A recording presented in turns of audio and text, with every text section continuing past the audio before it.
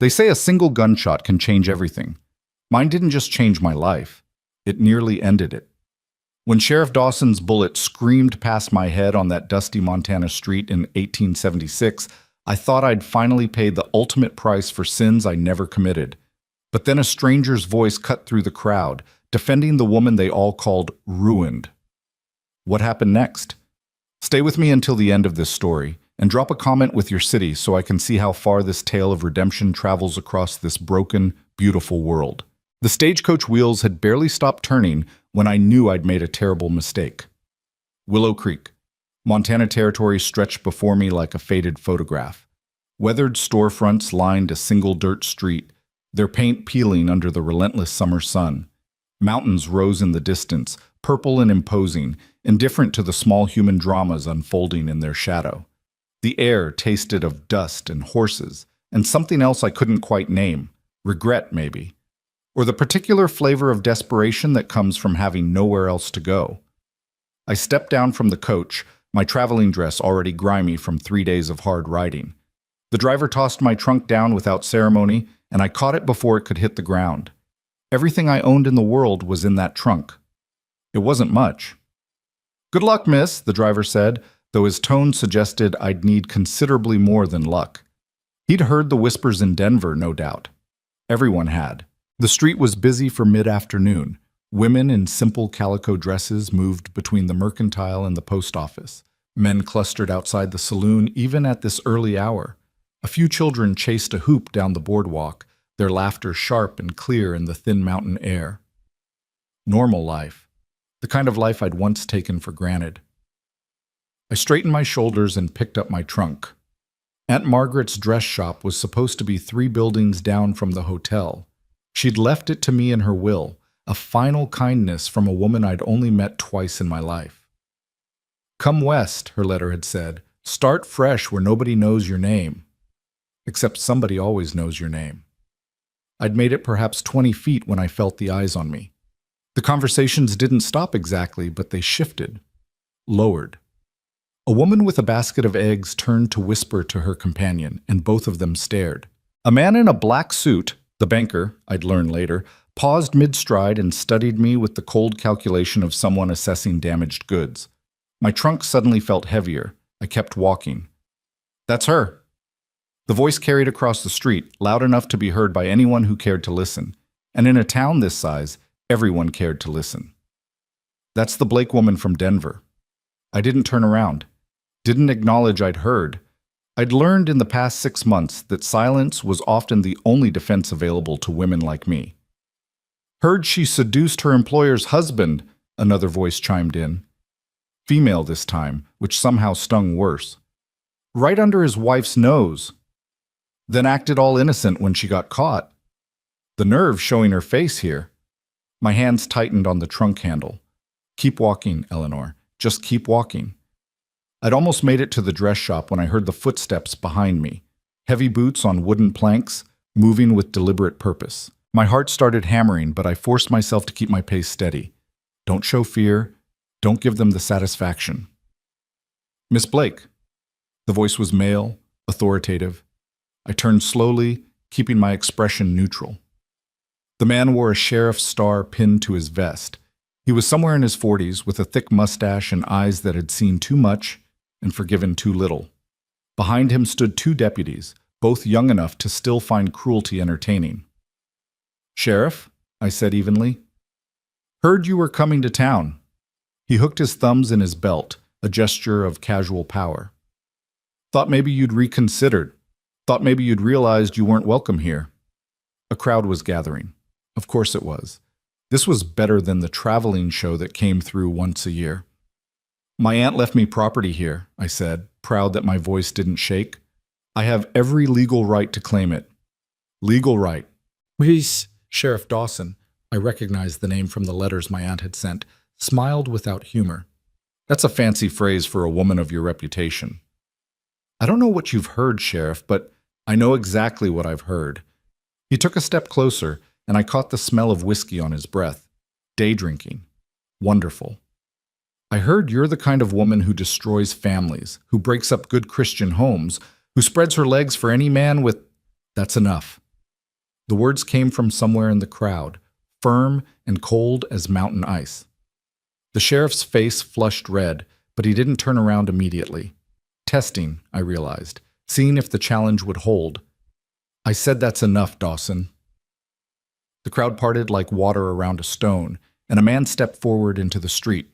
He was tall, taller than the sheriff by a good 3 inches, with broad shoulders that came from actual work rather than posturing.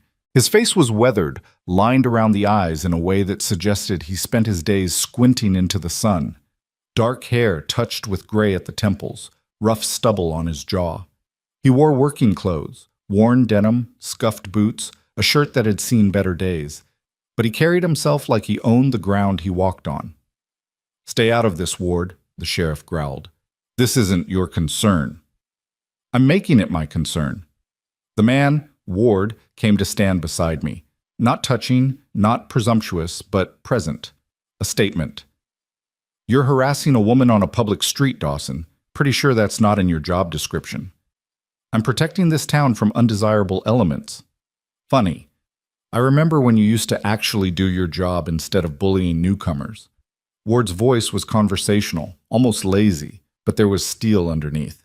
"How long's it been since you patrolled the North Road? 3 weeks? 4?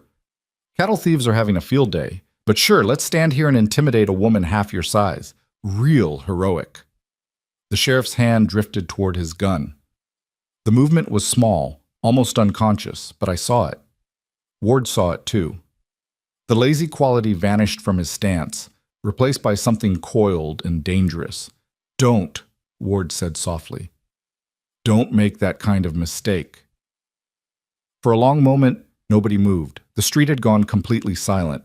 Even the children had stopped playing to watch.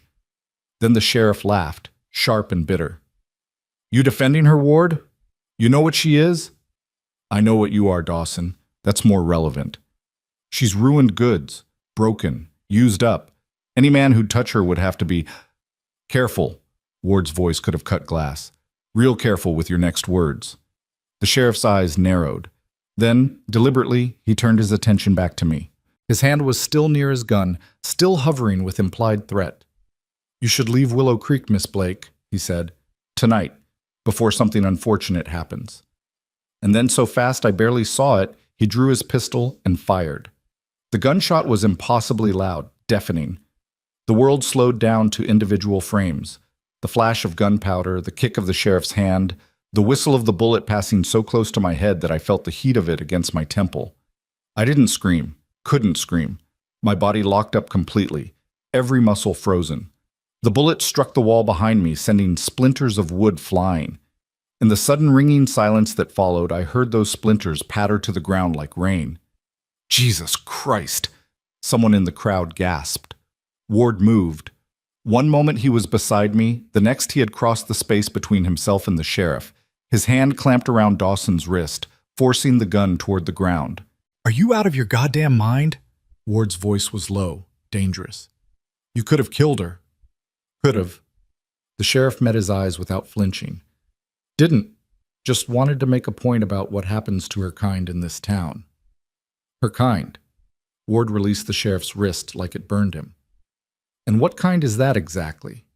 "The broken kind. The ruined kind. The kind that brings nothing but trouble wherever they go." Dawson holstered his weapon with deliberate slowness. "I'm doing you a favor, Ward. Stay away from this woman. She'll destroy you like she destroyed that family in Denver." "Is that right?" Ward's jaw was tight, muscle jumping beneath the skin. "Well then, I guess I should be grateful for your concern, Sheriff." "I mean it, Ward. This woman is poison." Ward turned to look at me then, really look at me, for the first time since he'd stepped into this nightmare. His eyes were brown, I noticed. Deep brown, like the earth after rain. And in them I saw something I hadn't seen in 6 months. Not pity, not disgust, but simple curiosity. Assessment without judgment. Then he turned back to the sheriff and smiled. It wasn't a nice smile. "You know what, Dawson? I appreciate the warning. Truly, I do." He paused, letting the moment stretch. "But I've always had a fondness for broken things. In fact," He raised his voice, making sure every person on that street could hear him clearly. From now on, broken goods are the only kind I'll ever buy again. The street erupted. Gasps, exclamations. The sheriff's face turned purple with rage. You're making a mistake, Ward? Probably. Ward shrugged. Won't be my first. Won't be my last. He finally looked at me again. Miss Blake, was it? I managed to nod, though my head still felt disconnected from my body. The bullet. He'd shot at me. Sheriff Dawson had actually shot at me in broad daylight on a public street. I'm Caleb Ward. I run the Broken Spur Ranch about 5 miles west of town. He tipped his hat, the gesture absurdly formal given what had just happened. Welcome to Willow Creek. I apologize for the rather dramatic reception. My voice came out hoarse. I cleared my throat and tried again. Thank you for intervening. Don't thank me yet. I might have just made things worse for you. He glanced at the crowd, then back at me. But that's a problem for tomorrow. Today, let's get you settled before our good sheriff here decides to fire off any more warning shots. He picked up my trunk like it weighed nothing and started toward the dress shop. After a moment of paralysis, I followed. Behind us, I heard Sheriff Dawson spit into the dust. You're going to regret this, Ward, he called out.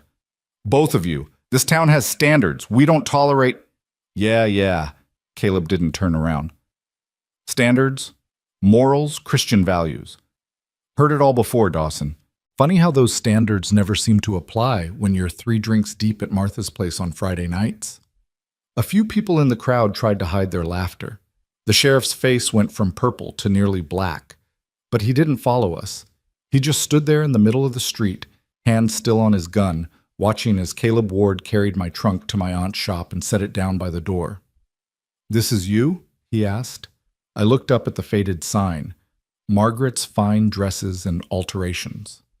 My aunt's handwriting, still visible despite the wear of weather and time. This is me, I confirmed. Caleb nodded. Good location, right in the center of everything. He paused. Which also means right where everyone can watch you. That's going to be a challenge. I'm aware. No, I don't think you are. He leaned against the post, studying me with those earth-brown eyes. Willow Creek is a small town, Miss Blake. Small towns have long memories and short tempers. What happened just now, that wasn't the end of something. That was the beginning. Then why did you help me? The question burst out before I could stop it. If I'm such poison, such a threat to your town's precious standards, why didn't you just let the sheriff run me off? Caleb was quiet for a moment, considering. Then he said, because I know a little something about being judged for things you didn't do. And because, he gestured toward the sheriff, still visible down the street, any man who'd fire a gun that close to an unarmed woman's head isn't interested in justice. He's interested in power. And I've got no patience for bullies, no matter what badge they wear. I felt something crack inside my chest, something hard and protective that had been holding me together for months. I didn't do what they said, I whispered, in Denver. I didn't seduce anyone. I didn't... Miss Blake. Caleb held up a hand, stopping me. You don't owe me your story. You don't owe anyone your story. You want to tell it, that's your choice. But you're here now, and this is your property. And you've got every right to be here regardless of what happened back in Denver. But you called me broken goods. No. His expression softened slightly. I said I had a fondness for broken things. There's a difference. I don't see how. Broken things can be fixed, or better yet, he pushed off from the post, preparing to leave. They can be appreciated exactly as they are. Sometimes the cracks are what make something valuable, something real. He tipped his hat again. I'll be around, Miss Blake. You need anything, Broken Spur Ranch. Anyone in town can give you directions. Wait, I called after him. Why did you really help me? The truth. Caleb turned back, and for the first time I saw something raw in his expression, something wounded. Because 6 years ago, when my wife died, this town decided I killed her. Decided I must have done something to cause the fever that took her. Some of them still believe it. He smiled, but there was no humor in it. So yeah, I know what it's like to be called broken, to be judged for tragedy instead of given sympathy. and I'll be damned if I stand by and watch it happen to someone else." He walked away before I could respond, his long stride carrying him back down the street. The crowd had mostly dispersed, though a few stragglers remained, whispering and watching. I turned to the shop door. The key my aunt's lawyer had sent was in my reticule, heavy and old-fashioned. I fitted it into the lock with shaking hands. The door swung open, and the smell hit me first. Dust and fabric and the faint sweet scent of the lavender sachets my aunt had apparently favored. The interior was dim, shutters closed against the afternoon sun. As my eyes adjusted, I made out the shapes of a cutting table, a dress form, shelves lined with bolts of fabric, and silence. Blessed, overwhelming silence. I stepped inside, closed the door behind me, and finally let myself shake. Let myself feel the full weight of what had just happened. The sheriff had shot at me, actually fired a gun at my head, and Caleb Ward, a complete stranger, had defended me. Broken goods are the only kind I'll ever buy again. The words echoed in my head as I sank down onto a wooden stool, my legs suddenly unable to hold me upright. What had he meant by that? Was it kindness? Mockery? Some strange Western code I didn't understand? I didn't know. Couldn't know. All I knew was that I was here, in this dusty shop, in this hostile town, with nothing but a trunk full of clothes and a stranger's cryptic declaration standing between me and complete disaster. Outside, I heard footsteps on the boardwalk, voices passing by. Did you see that? Ward defending that woman? Fool's going to regret it, mark my words. Maybe she's got her hooks in him already. That's what her kind does. I closed my eyes and breathed deeply, trying to calm the racing of my heart. This was going to be so much harder than I'd thought. The next morning arrived with cruel cheerfulness. Bright sunshine streaming through the gaps in the shutters, birds singing in the cottonwood trees outside, the whole world pretending yesterday hadn't happened. I'd spent the night upstairs in my aunt's old quarters, lying awake on a narrow bed that smelled of mothballs, listening to the sounds of the town settling into sleep. Horses. Distant laughter from the saloon, a dog barking. Normal sounds, safe sounds. But every time I closed my eyes, I heard that gunshot, felt the heat of the bullet passing by my face. By dawn, I'd given up on sleep entirely. I rose, washed in cold water from the basin, and dressed in my simplest work dress, dark blue cotton, practical and unremarkable. If I was going to survive in Willow Creek, I needed to become invisible, unremarkable. The opposite of the Scarlet Woman they all believed me to be. The shop needed work, a lot of work. I spent the morning opening shutters, sweeping floors, taking inventory of what my aunt had left behind. Bolts of fabric in varying states of age, some beautiful silks that must have come from San Francisco, others simple cotton more suited to ranch wives and working women. Threads in every color, buttons, lace, the tools of the trade. My aunt had been a skilled seamstress. I could see that. The sample dresses hanging on the wall were beautifully constructed, with careful attention to detail, but there weren't many of them, and dust covered everything. How long had the shop been closed? The lawyer's letter had been vague on details. I was elbow deep in a trunk of trim and ribbons when the door opened. I straightened quickly, heart hammering, half expecting the sheriff. Instead, a young woman stood in the doorway. She was perhaps 16 or 17, with auburn hair pulled back in a practical bun and a scatter of freckles across her nose. She wore a simple calico dress and carried a basket covered with a checked cloth. We stared at each other for a long moment. "Miss Blake?" she asked finally. "Yes." "I'm Molly Peterson." She held up the basket. "My ma sent this. Some bread and preserves," she said. The girl hesitated, then continued in a rush. "She said you probably didn't have time to shop yesterday, what with the excitement and all." Excitement. That was one way to describe nearly being shot. "That's very kind," I said carefully. "Please thank your mother for me." Molly set the basket on the cutting table, then didn't leave. She stood there, twisting her hands in her apron, clearly wanting to say something but not quite daring. "Is there something else?" I asked gently. "Are you really from Denver?" Here it comes, I thought, the questions, the judgment. "I am." "And did you really—" Molly stopped herself, blushing furiously. "Sorry, Ma said I wasn't to pry. Said it wasn't Christian. Your mother sounds like a wise woman. She is. Molly's eyes drifted around the shop, taking in the fabrics, the dress forms, the sewing implements. Ma also said you might be looking for help. That Miss Margaret used to have a girl come in 3 days a week to help with simpler work, hems and such. I felt a flutter of hope. And you're interested? I'm good with a needle, Molly said quickly. Been sewing since I was little. Ma taught me. And I'm careful, and I'm quick, and I... She took a breath. And I don't care what they're all saying about you. Molly. I mean it, Miss Blake. Whatever happened in Denver, that's your business. You're here now, and you own this shop, and you deserve a fair chance. That's what Ma says, and I agree. I felt my throat tighten with unexpected emotion. 2 people.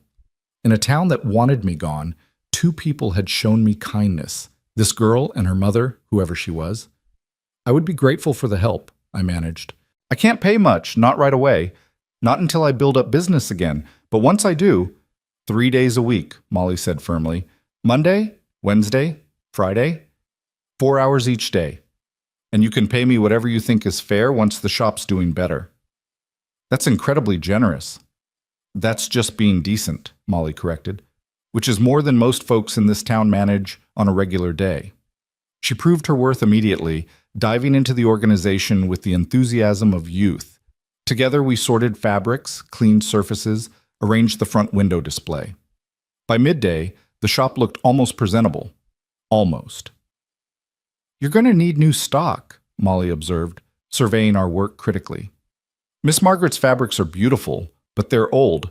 Ladies want what's fashionable now, not what was fashionable 5 years ago. I'll order from the catalogs, I said, as soon as I can afford to. You could also make the rounds? Visit the ranches, offer custom work. That's what Miss Margaret used to do before her rheumatism got bad. The ranch wives don't come to town much, especially in summer. Too hot, too much work at home, but they still need dresses, still want to feel pretty. It was good advice, smart advice, but the thought of riding out to ranches, of facing more hostile crowds, made my stomach clench. I'll think about it, I said. Molly gave me a look that suggested she knew exactly what I was thinking, but she didn't push. Instead, she said, Mr. Ward was here earlier before you came downstairs. My hand stilled on the bolt of blue cotton I'd been refolding. What? Caleb Ward, from the Broken Spur. He knocked around dawn, but you didn't answer, so he left this. Molly produced an envelope from her apron pocket. Said I should give it to you when I saw you. I took the envelope with trembling fingers. My name was written on the front in strong, slanted handwriting. Miss Eleanor Blake. Aren't you going to open it? Molly asked, curiosity bright in her eyes. I slid my finger under the seal and pulled out a single sheet of paper. Miss Blake, I expect you'll be receiving visitors today. Some friendly, most not. Remember what I said. Stand your ground. You have every right to be here. The sheriff's been spreading stories. Ignore them. Men like Dawson feed on fear, and if you don't give him that satisfaction, he'll eventually move on to easier prey. If you need anything, send word to the Broken Spur. If you need nothing, burn this letter and forget I wrote it. C.W. What's it say? Molly couldn't contain herself any longer. I folded the letter carefully and tucked it into my pocket. Just advice about the town. Mr. Ward's a good man, Molly said firmly. Whatever else people say about him, he's fair. Treats his ranch hands decent, pays on time, doesn't cheat. That's rare out here. What do people say about him? I asked, then immediately regretted it. Sorry, that's gossip, and I shouldn't. No, you should, Molly interrupted. If you're going to live here, you should know how things stand. She lowered her voice, though we were alone in the shop. Mr. Ward's wife died 6 years back. Fever. Perfectly natural. But his wife, Mrs. Catherine Ward, she was the daughter of old Thomas Dawson. My blood ran cold. Dawson, as in the sheriff's sister. Yes. Molly nodded grimly. Sheriff Dawson never forgave Mr. Ward for Catherine's death, convinced himself that Mr. Ward must have done something to cause it, worked her too hard, didn't call the doctor soon enough, something, started all sorts of ugly rumors. Most folks don't believe them anymore, but the sheriffs never let it go. That's horrible. That's Willow Creek, Molly corrected. We're small enough that grudges last forever, and big enough that you can't quite escape them. She paused. So when Mr. Ward stood up for you yesterday, he wasn't just defending a stranger. He was standing up to his dead wife's brother. That takes courage. Or foolishness, I thought. Or maybe both. The door opened again, and we both jumped. But it was just old Mrs. Patterson from the boarding house down the street, squinting into the shop's dim interior. Is it true? She demanded without preamble. Are you really opening this place back up? Yes, ma'am, I said, falling automatically into the careful politeness I'd learned in Denver, the politeness that had done me no good whatsoever when accusations started flying. I'm Eleanor Blake, Margaret's niece. I'll be continuing her business. Mrs. Patterson shuffled closer, her eyes sharp despite her age. She looked me up and down with the thoroughness of a livestock inspector.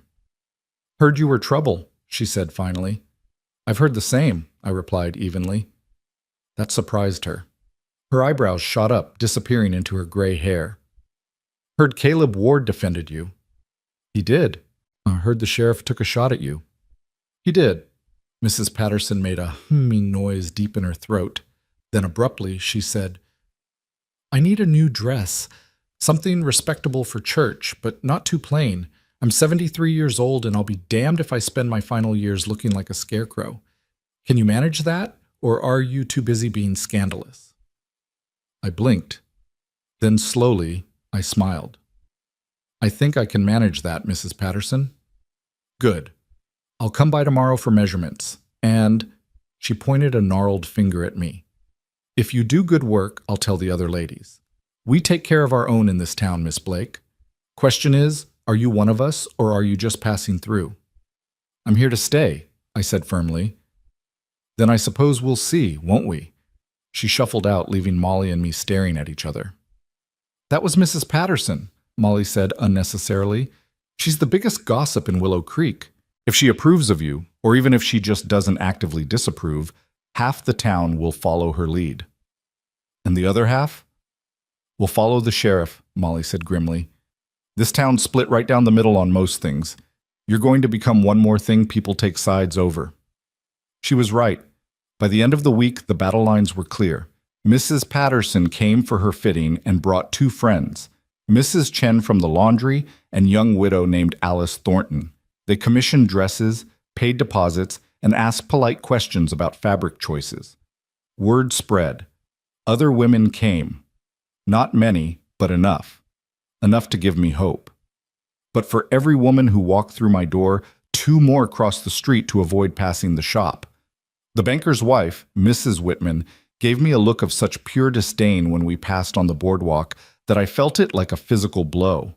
The preacher's wife organized a prayer circle specifically to pray for my redemption. And Sheriff Dawson made a point of walking past the shop several times a day, his hand always on his gun, his message clear, I'm watching you. Through it all, Caleb Ward stayed away. I told myself I was glad.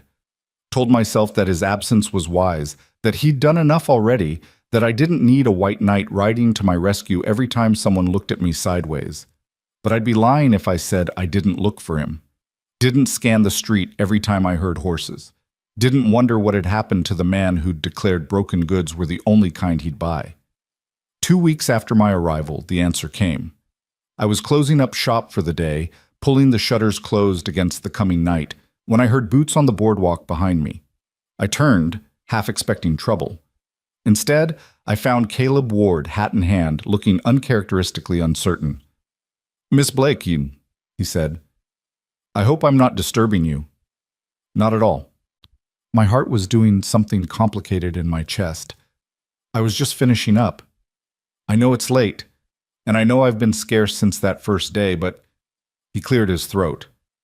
I was wondering if I might commission some work from you. Of all the things I'd expected him to say, that wasn't it. Of course, I managed. What did you have in mind? A dress for my housekeeper, Mrs. Chen. Her birthday's coming up, and she's been using the same 3 dresses for the past 5 years. Figured it was time someone did something nice for her. Mrs. Chen, the woman who'd come in with Mrs. Patterson, who'd been kind and professional and hadn't asked a single question about Denver. I'd be honored, I said. Do you know her measurements? Caleb looked sheepish. Not specifically, but she's about, he gestured vaguely, this tall, maybe, and sort of medium-sized? Despite everything, I laughed. That's not exactly precise, Mr. Ward. I figured. That's why I was hoping you could come out to the ranch and measure her yourself. Make a proper job of it. He paused. I'd pay your travel time, of course, and I'd make sure you were back to town before dark. It was a reasonable request. A professional request. Exactly the kind of house call Molly had suggested I should be making. So why did it feel like something more? When were you thinking? I asked carefully. Day after tomorrow? Saturday? Mrs. Chen has the afternoon off, so she'd be available. Saturday would be fine. Good. Caleb settled his hat back on his head. I'll come by around 1 o'clock then, with the wagon. He started to leave, then turned back. Miss Blake? Eleanor? It was the first time he'd used my given name.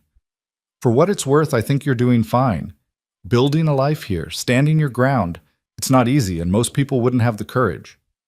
I don't feel very courageous, I admitted. That's usually when we're most brave, he said quietly. When we're terrified, but we do the thing anyway. Then he was gone, disappearing into the gathering dusk, leaving me standing alone on the boardwalk with my heart racing and my mind spinning with questions I didn't dare ask. Saturday came too quickly and too slowly at the same time. I dressed carefully, my green traveling dress, practical but pretty, with my hair pinned up neatly beneath my bonnet. Professional, businesslike.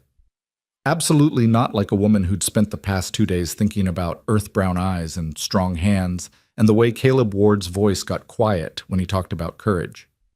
He arrived precisely at 1 o'clock with a sturdy wagon and a pair of horses that looked well cared for. He helped me up onto the seat without comment, his hand warm through my glove. The ride to the Broken Spur took 40 minutes, following a dusty road that wound between hills covered in sagebrush and wildflowers. Caleb didn't talk much, but the silence was comfortable rather than awkward. He pointed out landmarks, a creek where the fishing was good, a stand of aspens that turned gold in the fall, the spot where he'd once seen a mountain lion. You're not from Montana originally, I observed. Texas. Born and raised. He smiled slightly. Came north after the war. Wanted to start fresh somewhere that didn't have quite so many ghosts. Did it work? For a while. His expression darkened. Then Catherine died, and I realized ghosts follow you wherever you go. I'm sorry for your loss. It was 6 years ago. That doesn't make it hurt less, I said quietly. He looked at me then, really looked at me, and something passed between us. Understanding, recognition, the particular knowledge that comes from shared grief. No, he agreed, it doesn't. The Broken Spur Ranch appeared over a rise, a collection of sturdy buildings arranged around a central yard. The main house was larger than I'd expected, with a wide porch and real glass windows, barns, corrals, a bunkhouse for the hands. It was prosperous, well-maintained, the kind of place that spoke of hard work and careful management. Mrs. Chen came out to meet us, wiping flour-covered hands on her apron. When she saw me, her weathered face creased into a smile. Miss Blake, Mr. Ward said you'd be coming, but I wasn't sure if he was serious. Very serious, Caleb said, helping me down from the wagon. It's your birthday present, and I won't hear any arguments about it. We spent the next hour in comfortable domesticity. Mrs. Chen and I in her room while I took measurements and discussed fabric options and style preferences. She wanted something practical, but pretty, she said. Something that wouldn't show dirt too easy, but would still make her feel like a woman instead of just a cook. I knew exactly what she meant. When I emerged from Mrs. Chen's quarters, measurements and notes safely tucked in my reticule, I found Caleb waiting on the porch with 2 glasses of lemonade. Thought you might be thirsty, he said, handing me one. We sat in the porch chairs watching the afternoon shadows lengthen across the yard. Ranch hands moved between buildings, tending to evening chores. Cattle lowed in the distance. A dog, some kind of shepherd mix, sprawled in the dust by the porch steps, tongue lolling. It's peaceful here, I said. It is now, wasn't always. Caleb took a long drink of his lemonade. When Catherine first got sick, this place felt like a prison. Every room reminded me of her. Every corner held a memory I couldn't escape. I almost sold it, almost packed up and moved even further west. What stopped you? Stubbornness, mostly. He smiled wryly, and the realization that running doesn't actually solve anything. You can change your location, but you take yourself with you. All your pain, all your regrets. They don't care about geography. Is that why you defended me? The question escaped before I could stop it. Because you understood what it was like to be judged unfairly? Caleb was quiet for so long I thought he wasn't going to answer. Then he said, I defended you because what the sheriff did was wrong. Simple as that. But yes, I understand something about false accusations, about having a whole town decide they know your story better than you do. Do you want to know my story? I asked quietly. The real one? Only if you want to tell it. So I did. There, on Caleb Ward's porch, with the Montana sun sinking toward the mountains and evening coming on gentle and cool, I told him everything. I told him about my job in Denver, working as a governess for the Montgomery family, about how Mr. Montgomery had started making advances, subtle at first, then increasingly bold, about how I'd rejected him firmly, professionally, repeatedly, about how his wife had eventually caught him cornering me in the library, his hands on my arms, his mouth seeking mine while I pushed him away. I told him how Mrs. Montgomery had screamed, how the household had erupted in chaos, how Mr. Montgomery had claimed I'd seduced him, that I'd been throwing myself at him for months, that his wife had caught us mid-affair. I told him about being dismissed without references, about the rumors that spread through Denver like wildfire, about how no one would hire me, how former friends crossed the street to avoid me, how landlords suddenly had no rooms available when they heard my name.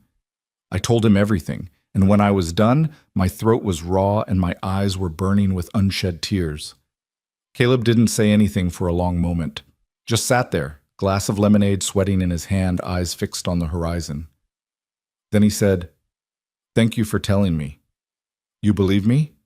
The question came out smaller than I'd intended. He turned to look at me and his expression was fierce. Of course I believe you. Why wouldn't I? Everyone else in the world seems to think.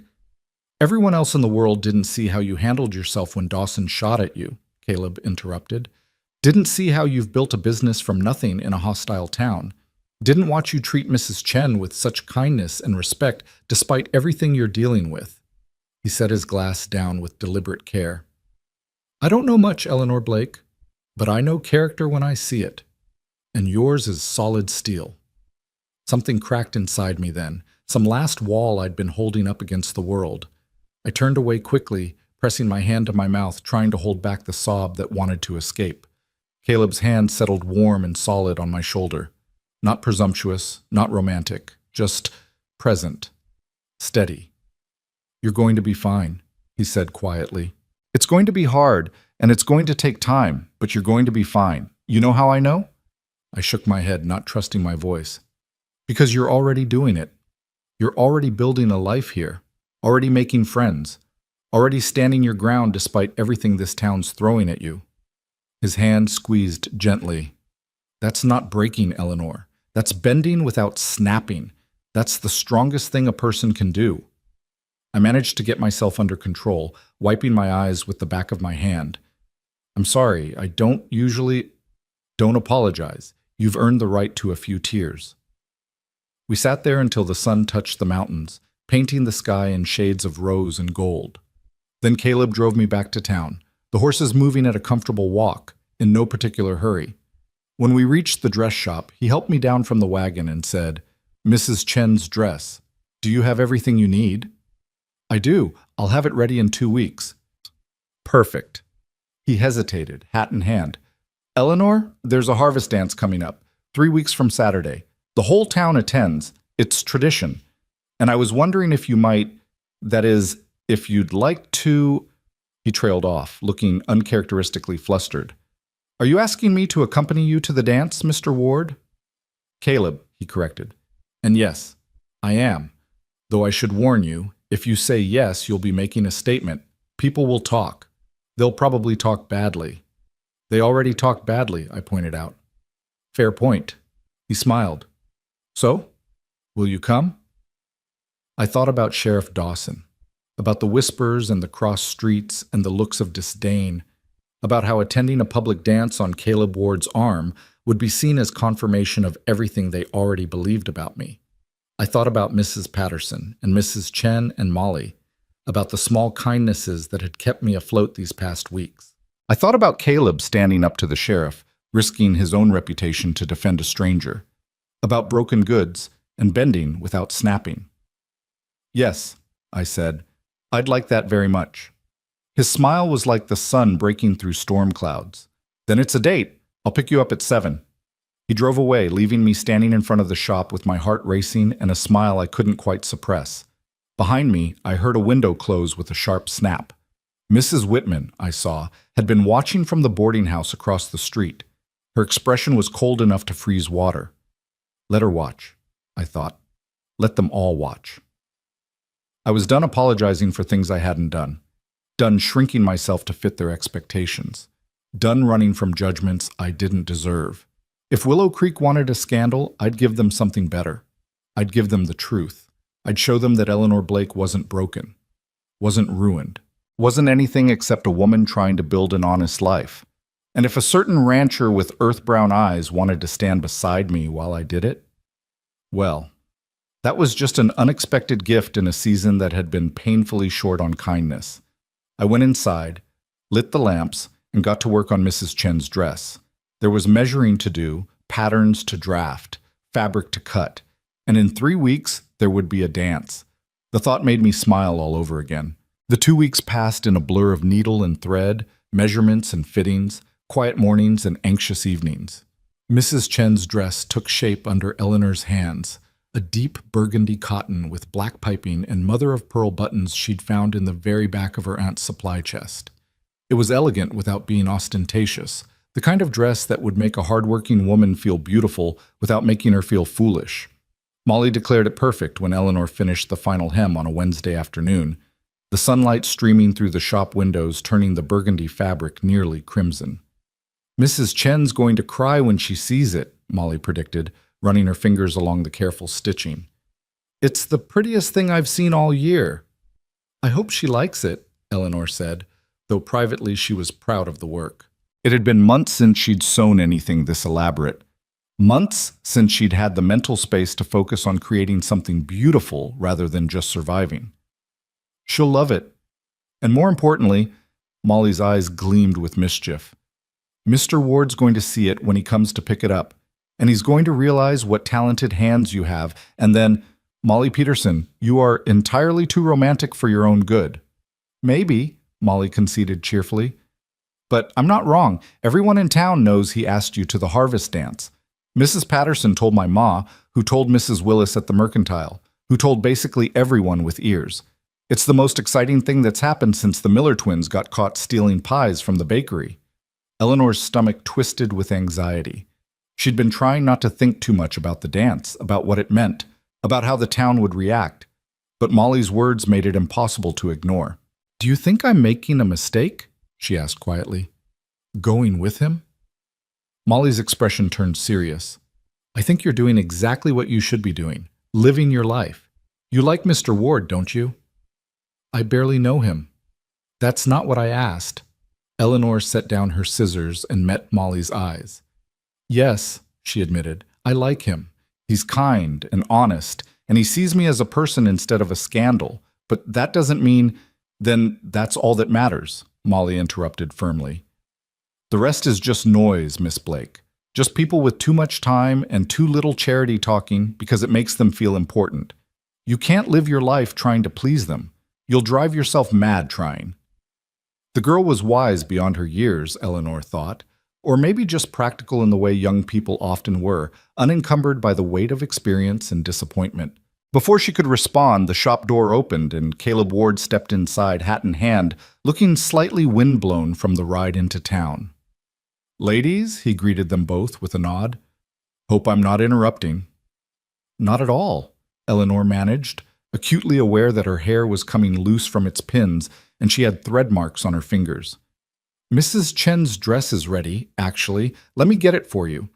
She disappeared into the back room where the dress hung carefully wrapped in muslin, taking an extra moment to compose herself. Why did the sight of Caleb Ward make her feel like a schoolgirl? She was 26 years old, for heaven's sake. She'd survived scandal and unemployment and a sheriff's bullet. She should be well past the point of getting flustered by a handsome rancher with kind eyes. But when she returned to the main room and saw him talking quietly with Molly, laughing at something the girl had said, her heart did that complicated thing in her chest again. "Here it is," she said, laying the wrapped dress on the cutting table. She carefully folded back the muslin. "I hope it's what you had in mind." Caleb's expression softened as he took in the burgundy dress with its careful details. "It's perfect. Better than perfect. Mrs. Chen's going to—" He paused, and Eleanor could swear his eyes looked slightly damp. "She's going to be so happy. Thank you, Eleanor." "It was my pleasure." She meant it.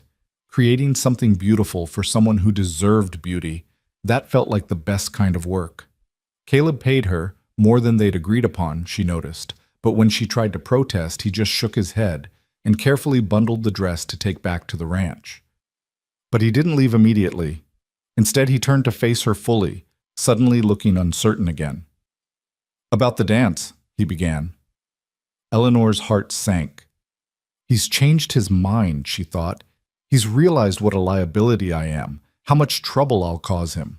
"I wanted to make sure you still wanted to go," Caleb continued. "I know people have been talking, know that showing up together is going to cause a stir. If you've reconsidered, if you'd rather not deal with the attention." "I haven't reconsidered," Eleanor said quickly. Too quickly, perhaps, but she didn't care. "Unless you have?" "No." The word was firm, immediate. "I just wanted to make sure you knew what you were getting into." "I think I have a pretty good idea," Eleanor said dryly. "Small town, big gossip, hostile sheriff. Did I miss anything?" That surprised a laugh out of him. "When you put it that way, it sounds almost exciting." "It certainly won't be boring." "No," he agreed, his eyes warm. "It certainly won't be." After he left, Molly turned to Eleanor with a knowing smile. "You like him a lot, don't you?" "Hush, Eleanor said, but she couldn't quite hide her own smile. "Don't you have hems to work on?"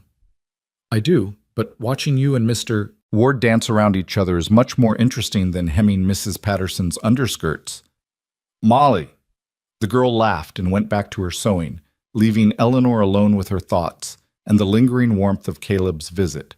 The remaining days until the dance crawled by with agonizing slowness. Eleanor threw herself into work, taking on every commission she could manage. Mrs. Patterson's church dress, 2 everyday dresses for Alice Thornton, a christening gown for the blacksmith's new baby. Each piece of work was a small victory, a tiny indication that maybe, just maybe, she was building something sustainable here. But not everyone was convinced. One afternoon, as Eleanor was walking back from the mercantile with thread and buttons, she nearly collided with Mrs. Whitman coming out of the post office. "Oh," Mrs. Whitman said, her voice dripping with false sweetness. "Miss Blake, I heard you'll be attending the harvest dance." That's right," Eleanor replied evenly, refusing to be baited. "With Mr. Ward." It wasn't a question. "Yes." Mrs. Whitman's lips pursed into a thin line. "How interesting. I wouldn't have thought a man of Mr. Ward's standing would want to be seen with someone of your background." Eleanor felt her temper flare but kept her voice calm. "I'm not sure what you mean, Mrs. Whitman." "Oh, I think you know exactly what I mean, dear." The endearment was poisonous. "A woman with your reputation parading herself at a respectable community event? It's rather bold, don't you think?" "I think," Eleanor said carefully, "that I've been invited to a public dance by a respectable member of this community, and I've accepted. I don't see how that's anyone's business but ours." "Everything is everyone's business in Willow Creek, Miss Blake. The sooner you learn that, the better." Mrs. Whitman adjusted her gloves with precise, angry movements. "Mark my words, this will end badly. For you and for poor Mr. Ward. Men are so easily fooled by a pretty face and a sad story." She swept past before Eleanor could respond, leaving her standing on the boardwalk with her heart pounding and her hands shaking with suppressed rage. Don't mind her, a voice said from behind. Eleanor turned to find Alice Thornton, the young widow, watching with sympathetic eyes. Amelia Whitman's been the self-appointed guardian of this town's morals since her husband became president of the bank. She thinks it gives her the right to judge everyone else. Does she know about you? Eleanor asked quietly. About your commissions? Alice smiled slightly. She knows. She doesn't approve. But my late husband's family has money, which means I have money, which means she can't quite afford to cut me completely. It's all very political and exhausting. She stepped closer, lowering her voice. But you, Miss Blake, you don't have that protection. You should be careful. I'm tired of being careful, Eleanor admitted. Careful got me nowhere in Denver. Maybe it's time to try something different. Brave, Alice observed, or foolish. Sometimes it's hard to tell the difference. Caleb said something similar, that bravery is just being terrified but doing the thing anyway. He's a good man, Alice said softly. One of the best. If you hurt him, this town will never forgive you. The words were gentle, but the warning was clear. Eleanor met Alice's eyes and nodded. I have no intention of hurting him. Good. Alice's expression softened. Then I hope you both have a wonderful time at the dance, and I hope you wear something spectacular just to give Amelia Whitman fits. She walked away, leaving Eleanor with a small smile and a sudden determination. Something spectacular. Yes, that's exactly what she'd do. That evening, after Molly had gone home and the shop was quiet, Eleanor pulled out her finest fabric, a deep emerald green silk that her aunt had apparently been saving for something special. It was beautiful, luxurious, probably worth more than everything else in the shop combined. Eleanor had been planning to sell it, to use the money for supplies and rent. But looking at it now, feeling the weight and texture of it, she made a different choice. She would make herself a dress. A real dress, the kind she used to wear in Denver before everything fell apart. The kind that made a woman feel powerful and beautiful and worthy of respect. If she was going to make a statement at the harvest dance, she'd make it properly. The work consumed her. Every spare moment was spent cutting, pinning, stitching. The dress took shape slowly, a fitted bodice with a square neckline, sleeves that fell gracefully to the elbow, a skirt that moved like water. She added black velvet trim at the waist and cuffs, found jet buttons that caught the light like tiny stars. It was the most beautiful thing she'd ever made. Molly discovered the dress 3 days before the dance and literally gasped. Miss Blake, oh my goodness, you're going to be the most beautiful woman there. That's not the goal, Eleanor said, though secretly she was pleased by Molly's reaction. The goal is just to look respectable. You're going to look like a queen, Molly corrected. Mrs. Whitman's going to choke on her punch. Molly! What? It's true. And you know what? Good. She deserves it. The girl's expression turned fierce. You deserve to feel beautiful, Miss Blake. After everything you've been through, you deserve to walk into that dance hall with your head high and show everyone exactly what they've been missing. Eleanor felt her eyes burn with unexpected tears. When did you get so wise? I learned from the best, Molly said simply, and went back to her hemming. Saturday arrived with perfect weather, clear blue skies and temperatures that promised a comfortable evening. Eleanor spent the day in a state of nervous anticipation, alternating between excitement and terror. What if something went wrong? What if the sheriff caused a scene? What if she tripped on her hem or spilled punch on her dress or said something foolish? What if Caleb looked at her in the emerald silk and regretted asking her? By the time 7 o'clock approached, she'd nearly worked herself into a panic. But then she looked at herself in the mirror, really looked, and something settled inside her. The woman in the mirror was elegant, poised, beautiful in a quiet, confident way that had nothing to do with trying to please anyone else. Her dark hair was swept up in a simple but elegant style, with a few curls framing her face. The emerald silk made her eyes look greener, her skin luminous. She looked like a woman who belonged at a harvest dance, who had every right to be there. She looked like herself again. The Eleanor she'd been before Denver tried to break her. The knock came at precisely 7 o'clock. Eleanor took a deep breath, picked up her shawl, and descended the stairs from her living quarters to the shop. Caleb stood waiting by the door, and the look on his face when he saw her made every hour of sewing worth it. Eleanor, he breathed. "You look—" "I don't have words." "Is that good or bad?" she asked, aiming for levity to cover her nervousness. "That's very, very good." He offered his arm. "The wagon's outside. I promise I tried to make it as comfortable as possible, but it's still a wagon." "I don't mind wagons," Eleanor assured him, taking his arm. The muscle was solid beneath her fingers, steady and strong. He'd made an effort too, she noticed. Clean shirt, pressed trousers, his hair neatly combed, and his jaw freshly shaved. He smelled of soap and leather and something else, pine, maybe, or sage. It was pleasant, masculine, comforting. The ride to the dance was held in the community hall on the edge of town, took only 15 minutes, but it felt both longer and shorter than that. They talked about small things, the weather, the ranch, Mrs. Chen's delight with her dress, easy conversation that filled the space without demanding too much. But underneath it all, Eleanor felt the weight of what they were doing, the statement they were making, the line they were crossing.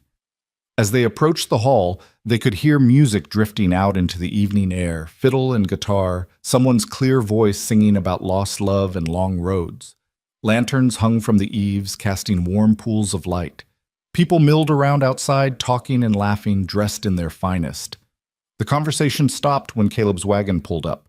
Eleanor felt every eye turn toward them, felt the weight of judgment and curiosity and hostility. Her hand tightened on Caleb's arm. "Steady," he murmured, too quiet for anyone else to hear. "Remember what I said. You have every right to be here." "Do I?"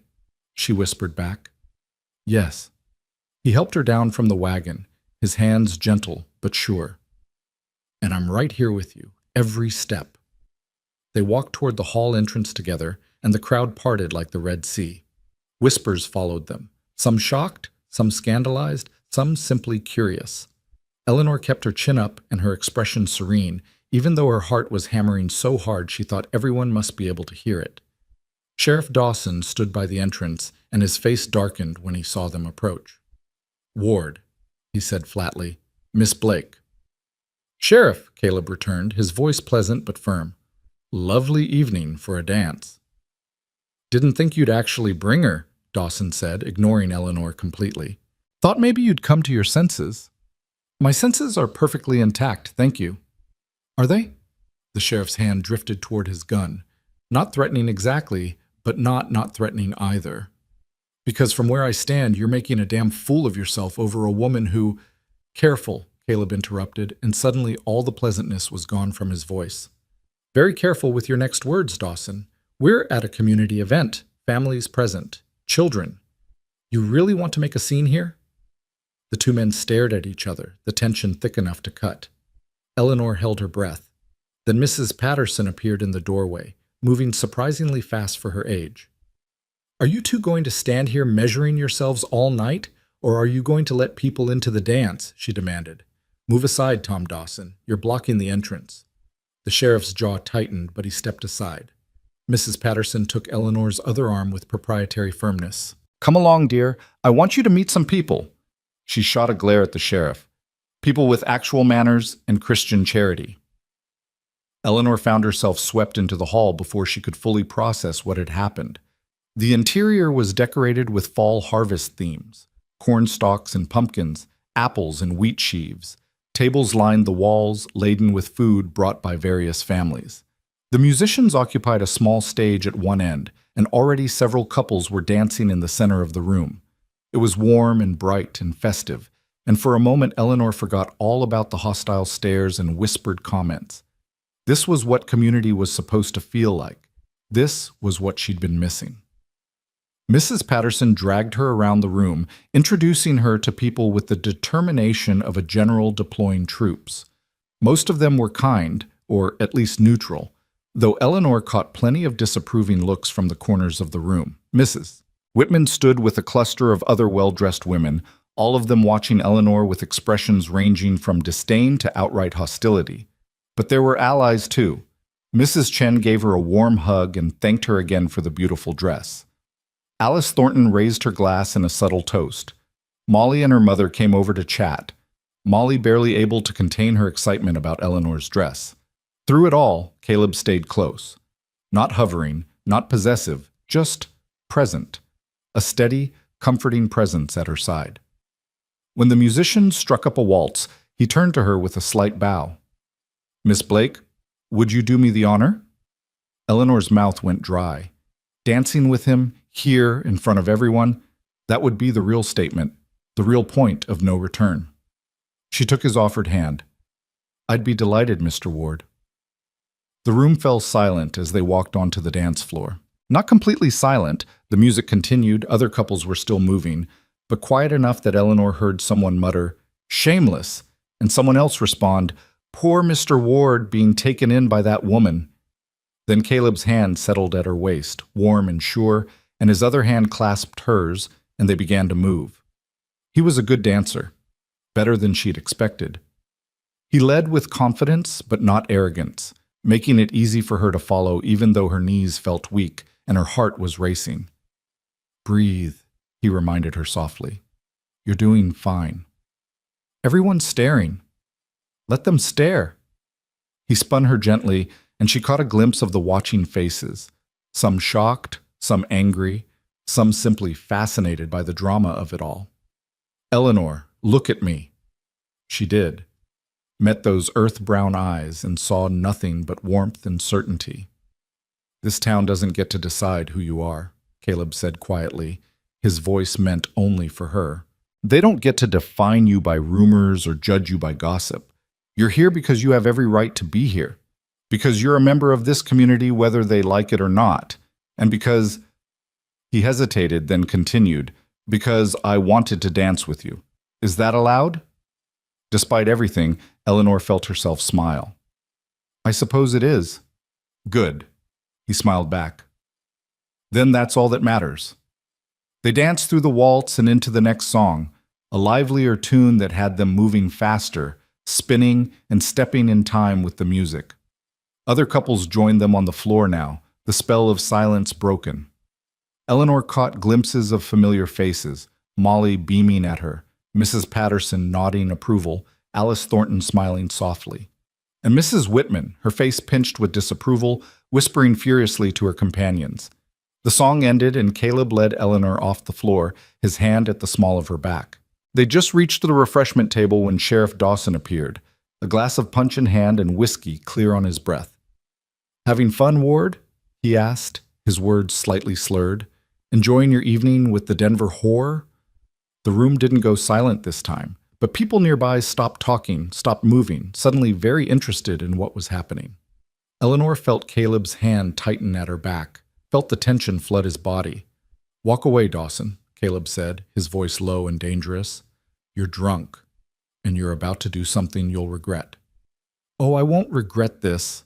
The sheriff set down his glass with exaggerated care. "Someone needs to say what everyone's thinking. That woman," he pointed at Eleanor with unsteady finger, "destroyed a family in Denver, seduced a married man, spread her legs for her employer, and then played innocent when she got caught. And now she's here, working her way into our town, into our community, trying to do the same thing all over again." "That's enough," Mrs. Patterson snapped, pushing forward through the crowd. "Is it?" Dawson swung toward her. "Is it enough, Ruth? Or should we talk about how she's already got her claws into Ward here? How she's probably planning to trap him into marriage? Get her hands on the broken spur? That's what women like her do. They destroy good men." Eleanor felt like she'd been punched. Every word was a blow, confirming her worst fears about what people thought of her. She wanted to run, to flee, to disappear into the night and never come back. But Caleb's hand was still at her back, steady and warm.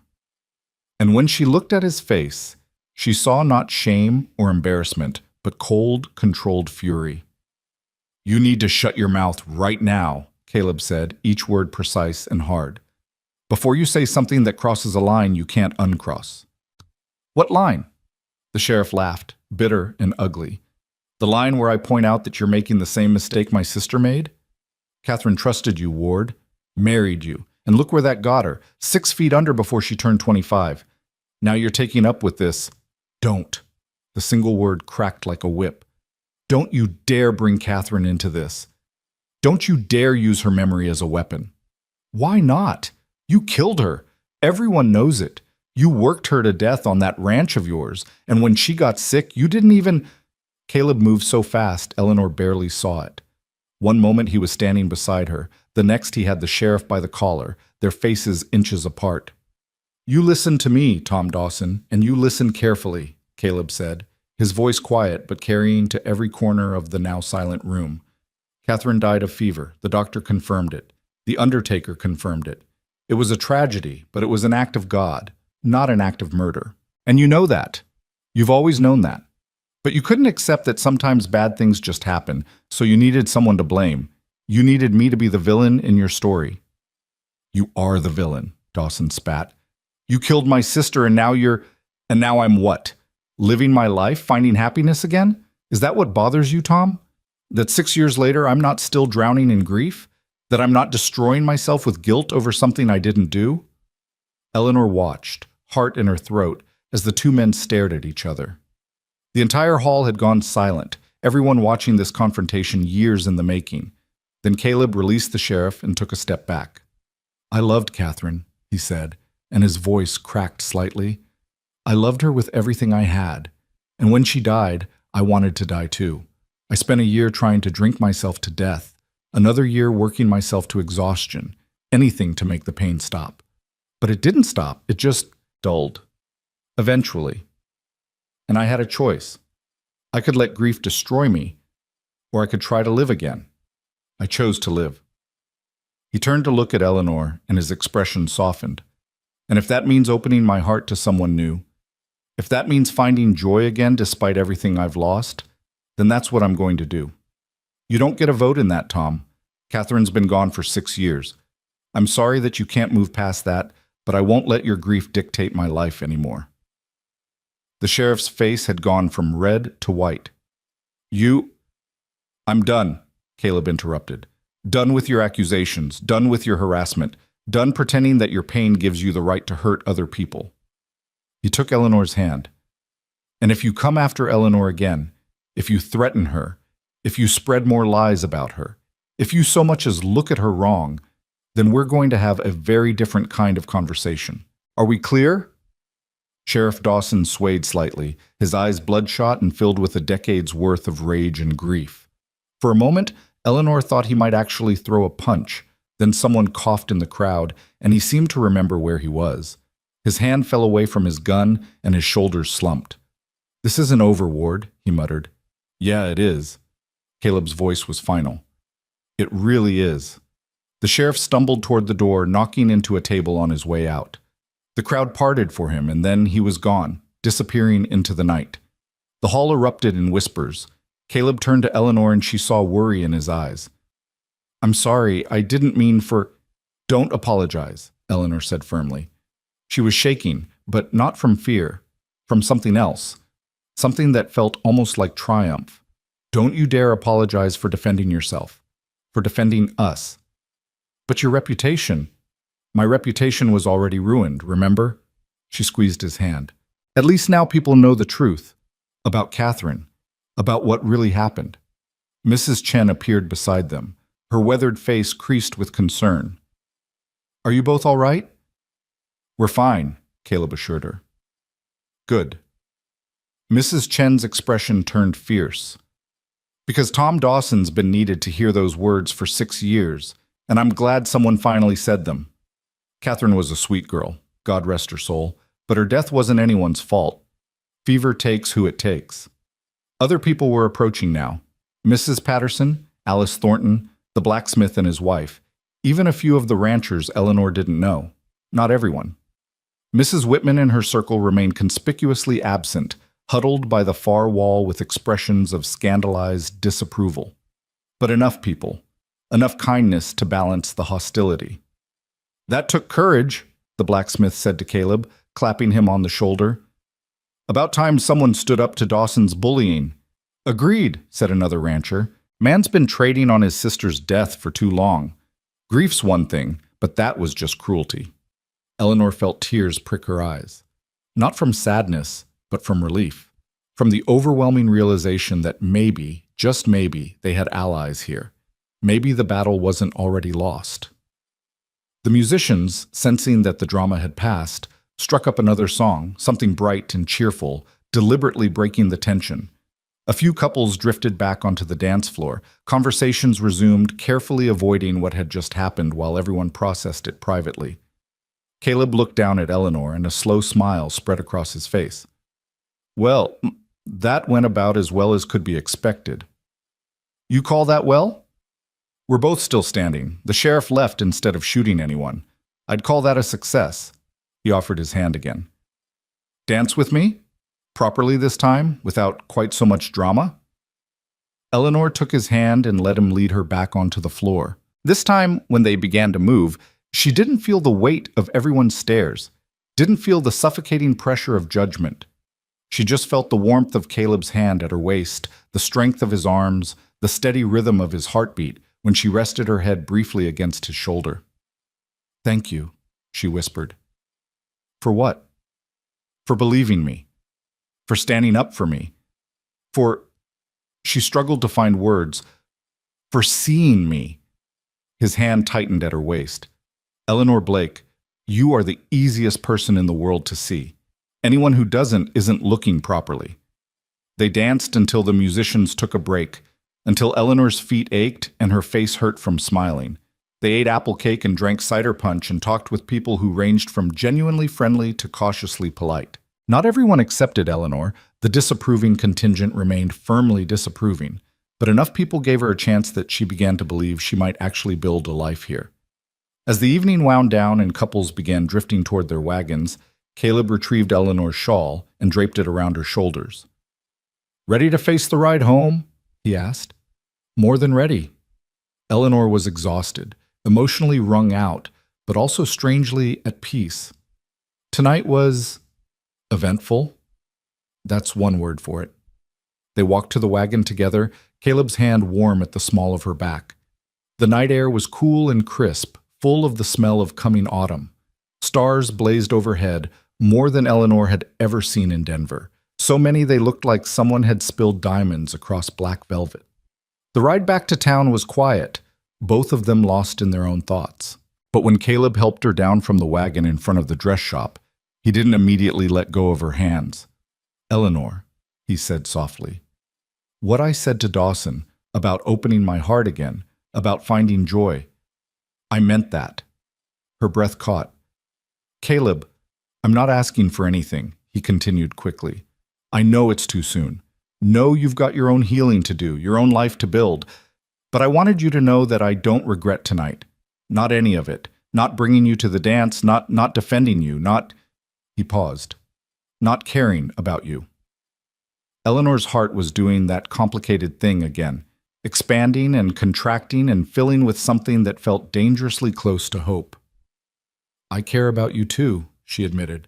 More than I probably should, given that I've only known you a few weeks. Sometimes a few weeks is enough. His thumb brushed across her knuckles, gentle and questioning. Sometimes you just know. They stood there in the moonlight, hands clasped, the night settling around them like a blessing. Then Caleb released her hands and stepped back. Good night, Eleanor. Sleep well. Good night, Caleb. She watched him drive away, the wagon disappearing into the darkness. Then she climbed the stairs to her rooms, changed out of the emerald silk with careful reverence, and lay in bed staring at the ceiling. Tomorrow the gossip would start fresh. Tomorrow there would be new challenges, new hostilities to navigate. Tomorrow Mrs. Whitman would probably organize another prayer circle, and the sheriff would probably find new ways to make her life difficult. But tonight she danced with a good man in a beautiful dress. Tonight she'd stood her ground and survived. Tonight she'd seen Caleb Ward face down his own demons to defend her honor. Tonight had been almost perfect, and that was enough to carry her into tomorrow. The morning after the dance arrived with unexpected consequences. Eleanor woke to the sound of voices outside her window, not just one or two, but several, all talking at once. She dressed quickly and came downstairs to find a small crowd gathered outside the dress shop. For a moment, her heart seized with fear. Had the sheriff organized something? Were they here to run her out of town? Then she recognized Mrs. Patterson at the front of the group, and the older woman caught sight of her through the window and waved. Eleanor unlocked the door with trembling hands. Good morning, Miss Blake, Mrs. Patterson said cheerfully. Hope we didn't wake you, but word travels fast in Willow Creek, and half these ladies want to commission work from you before the other half gets here. Eleanor stared at the assembled women. Some she recognized from the dance, Mrs. Chen, Alice Thornton, Molly's mother. Others were strangers, ranch wives who rarely came to town. All of them looked at her with expressions ranging from friendly curiosity to cautious respect. I don't understand, Eleanor managed. You made quite an impression last night, Alice Thornton explained, stepping forward. That dress you wore? Every woman in the hall was talking about it. The craftsmanship, the style, the way it moved. And when Mrs. Chen showed us her birthday dress from Mr. Ward, well, she smiled. Let's just say we'd all like to look that elegant. But I thought, after what happened with the sheriff made a fool of himself, Mrs. Patterson interrupted firmly. Got drunk, insulted a lady, and aired 6 years of dirty laundry in front of the whole town. Most folks are feeling pretty disgusted with Tom Dawson this morning, truth be told. And impressed with Mr. Ward, added another woman, one Eleanor didn't recognize. Takes courage to stand up to a man with a badge and a grudge. My husband said he's never seen anyone handle Dawson that well. Eleanor felt dizzy with the sudden reversal. Yesterday she'd been the town pariah. Today she had customers lined up outside her door. I'd be honored to take your commissions, she said, stepping back to let them enter. Please, come in. Let me get my notebook. The next 2 hours passed in a blur of measurements and fabric discussions and style consultations. By the time the last woman left, Eleanor had more work than she could possibly complete in a month. Molly arrived for her regular shift and literally gasped when she saw the stack of orders. Miss Blake, this is amazing! This is terrifying, Eleanor corrected, but she was smiling. How am I going to finish all of this? We'll manage, Molly said with the confidence of youth. I'll take on more hours, and maybe we can find another girl to help with the simpler work, hems and basic alterations. It was a good plan, a sensible plan. Eleanor threw herself into the work with renewed energy, grateful to have something productive to focus on besides her complicated feelings about Caleb Ward. 3 days passed before she saw him again. She was cutting fabric at the main table, Molly working on hems in the corner, when the door opened and Caleb stepped inside. He looked tired, she noticed, lines of strain around his eyes that hadn't been there at the dance.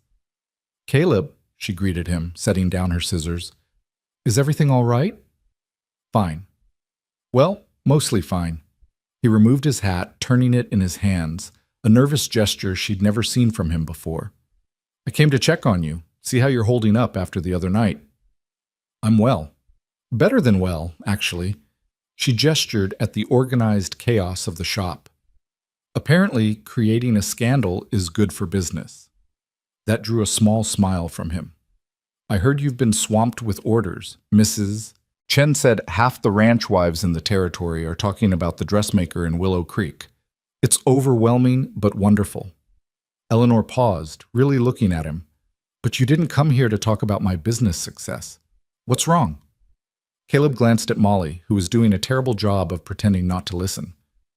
Could we speak privately? Eleanor's stomach clenched, but she nodded.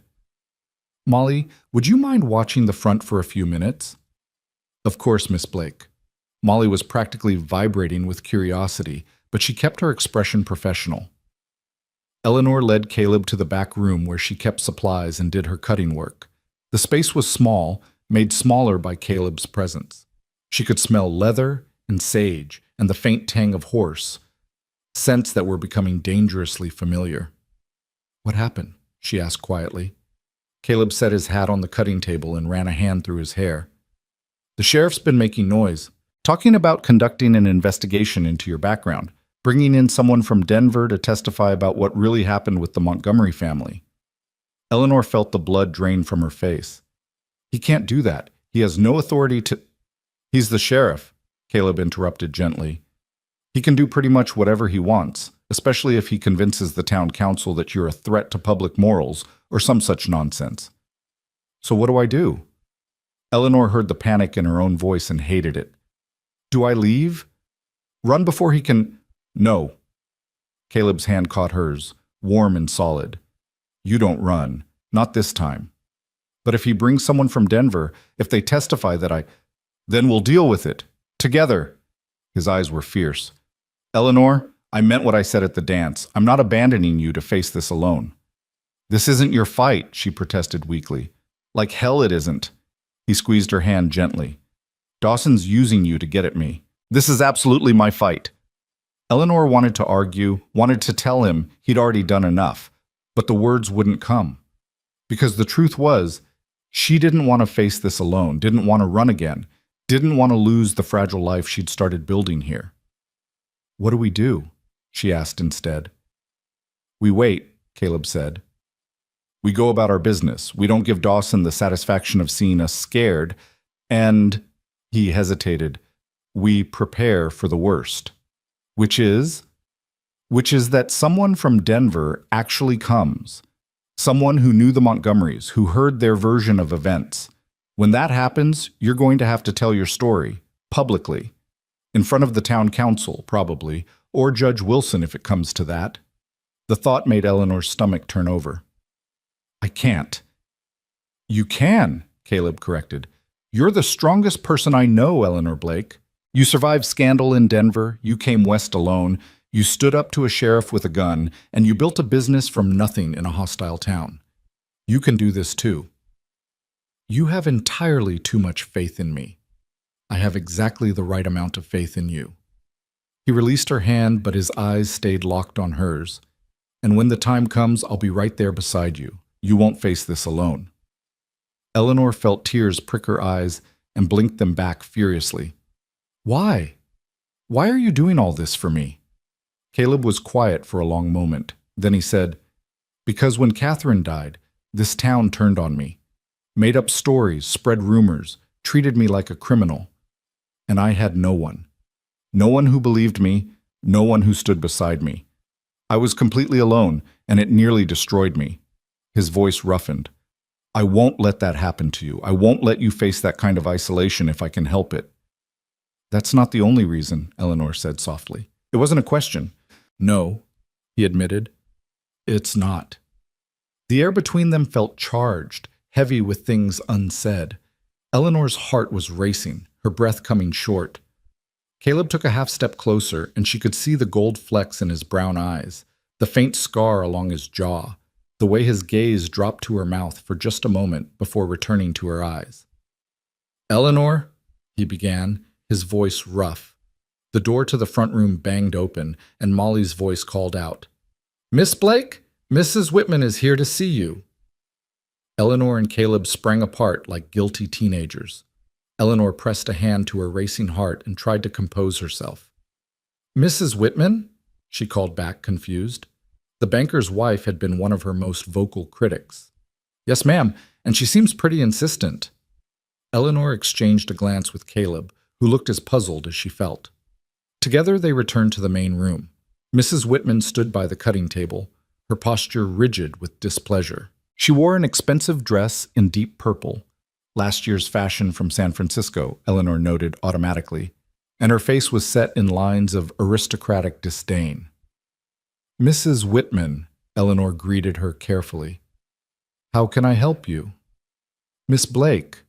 The woman's eyes flicked to Caleb, and something almost like satisfaction crossed her face. Mr. Ward, how convenient that you're both here.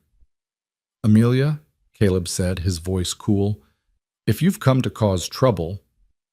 I've come to offer Miss Blake an opportunity, Mrs. Whitman interrupted.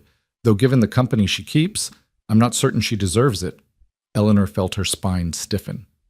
I'm listening. Mrs. Whitman's smile was thin and sharp. My daughter is getting married in 6 weeks. She needs a wedding dress, something elegant and fashionable. I'd planned to order from San Francisco, but the dress she wanted won't arrive in time. She paused, clearly enjoying the moment. I've been told you're a skilled seamstress. I'd like to commission you to make Margaret's wedding dress. Eleanor stared at her, searching for the trap. Because there had to be a trap. Mrs. Whitman had spent weeks making her disapproval clear. That's very generous, Eleanor said carefully. But I have to ask, why come to me? You've made your opinion of me quite clear. My opinion of you hasn't changed, Mrs. Whitman said bluntly. "I still think you're a woman of questionable morals who's brought scandal to our town. However," she held up a hand when Caleb started to protest, "I've seen your work. That dress you wore to the harvest dance was exquisite, and my daughter deserves the best for her wedding day, regardless of my personal feelings about the seamstress." It was perhaps the most backhanded compliment Eleanor had ever received, but it was also an opportunity, a chance to create something truly special, to prove her worth in a way that couldn't be denied. "I'd be honored to make your daughter's dress," Eleanor said. "When can I meet with her to discuss what she wants?" "Tomorrow afternoon, 2 o'clock?" Mrs. Whitman's expression remained frosty. "And Miss Blake? This dress needs to be perfect. Margaret's marrying the governor's nephew. Half the territory will be at that wedding. If you embarrass my family—" "The dress will be perfect," Eleanor interrupted firmly. "You have my word." Mrs. Whitman studied her for a long moment, then nodded curtly. "Very well. Margaret will come by tomorrow. Good day." She swept out, leaving a wake of expensive perfume and barely concealed hostility. "Well," Molly said into the silence, "that was unexpected." "That was a test," Caleb corrected grimly. "Amelia Whitman doesn't do anything without calculation. She's setting you up, Eleanor." "Setting me up how?" "Think about it. The governor's nephew's wedding, half the territory attending. If the dress is anything less than absolutely perfect, you'll be ruined. Every influential person in Montana will hear about the scandal-plagued dressmaker who couldn't deliver." He shook his head. "And if you refuse the commission, she'll spread it around that you're not confident in your own abilities." Eleanor saw the trap now, closing from both sides. Accept and risk public failure, or decline and confirm everyone's worst suspicions about her competence. "Then I'll have to make sure the dress is perfect," she said quietly. "Eleanor, what choice do I have, Caleb?" She met his eyes steadily. "Turn down the biggest commission of my life because I'm afraid? That's not the woman you said I was. That's not the woman I want to be." He studied her face, and slowly his expression shifted from concern to something like admiration. "You're right. I'm sorry. I just worry." "I know," Eleanor's voice softened, "and I'm grateful. But I can do this. I will do this." Molly, who'd been watching the whole exchange with bright eyes, cleared her throat. "For what it's worth, Miss Blake, I think you're absolutely going to create the most beautiful wedding dress this territory has ever seen, and then Mrs. Whitman will have to eat every nasty word she's ever said about you." Eleanor couldn't help but smile. "From your mouth to God's ears, Molly." Caleb lingered after Molly went back to her hemming, clearly wanting to say more but uncertain how to begin. Finally, he just said, "Be careful, Eleanor. Amelia Whitman is dangerous in ways that have nothing to do with sheriffs and guns. She destroys people with words and social pressure. Don't underestimate her." "I won't," Eleanor promised. "I've dealt with women like her before." "And how did that work out?" The question was gentle but pointed. Eleanor thought about Mrs. Montgomery, about the Whisper campaign that had destroyed her life in Denver. "Not well," she admitted. "But I'm not the same person I was then. I'm stronger now. I have allies now. I have—" She stopped herself before she said "you." But Caleb heard it anyway. His expression softened. "Yes," he said quietly. "You have me, for whatever that's worth." "It's worth everything," Eleanor whispered. They stood there, the moment stretching between them, full of possibility and promise and all the complications that came with caring for someone in a world determined to keep them apart. Then Caleb settled his hat back on his head and stepped toward the door. "I should let you get back to work. But Eleanor, if you need anything, anything at all, send word to the ranch." "I will." After he left, Molly abandoned all pretense of working and came to stand beside Eleanor at the window, watching Caleb ride away. "You love him," Molly said. "Not a question." "I barely know him," Eleanor protested. "That's not what I said." Molly's expression was far too knowing for a 16-year-old. "You love him, and he loves you. Everyone can see it." "Everyone can see that we're causing a scandal," Eleanor corrected. "That's not the same thing." "Isn't it, though?" Molly tilted her head. "Sometimes the most scandalous thing is just two people choosing each other despite what everyone else thinks. That's pretty much the definition of love, if you ask me.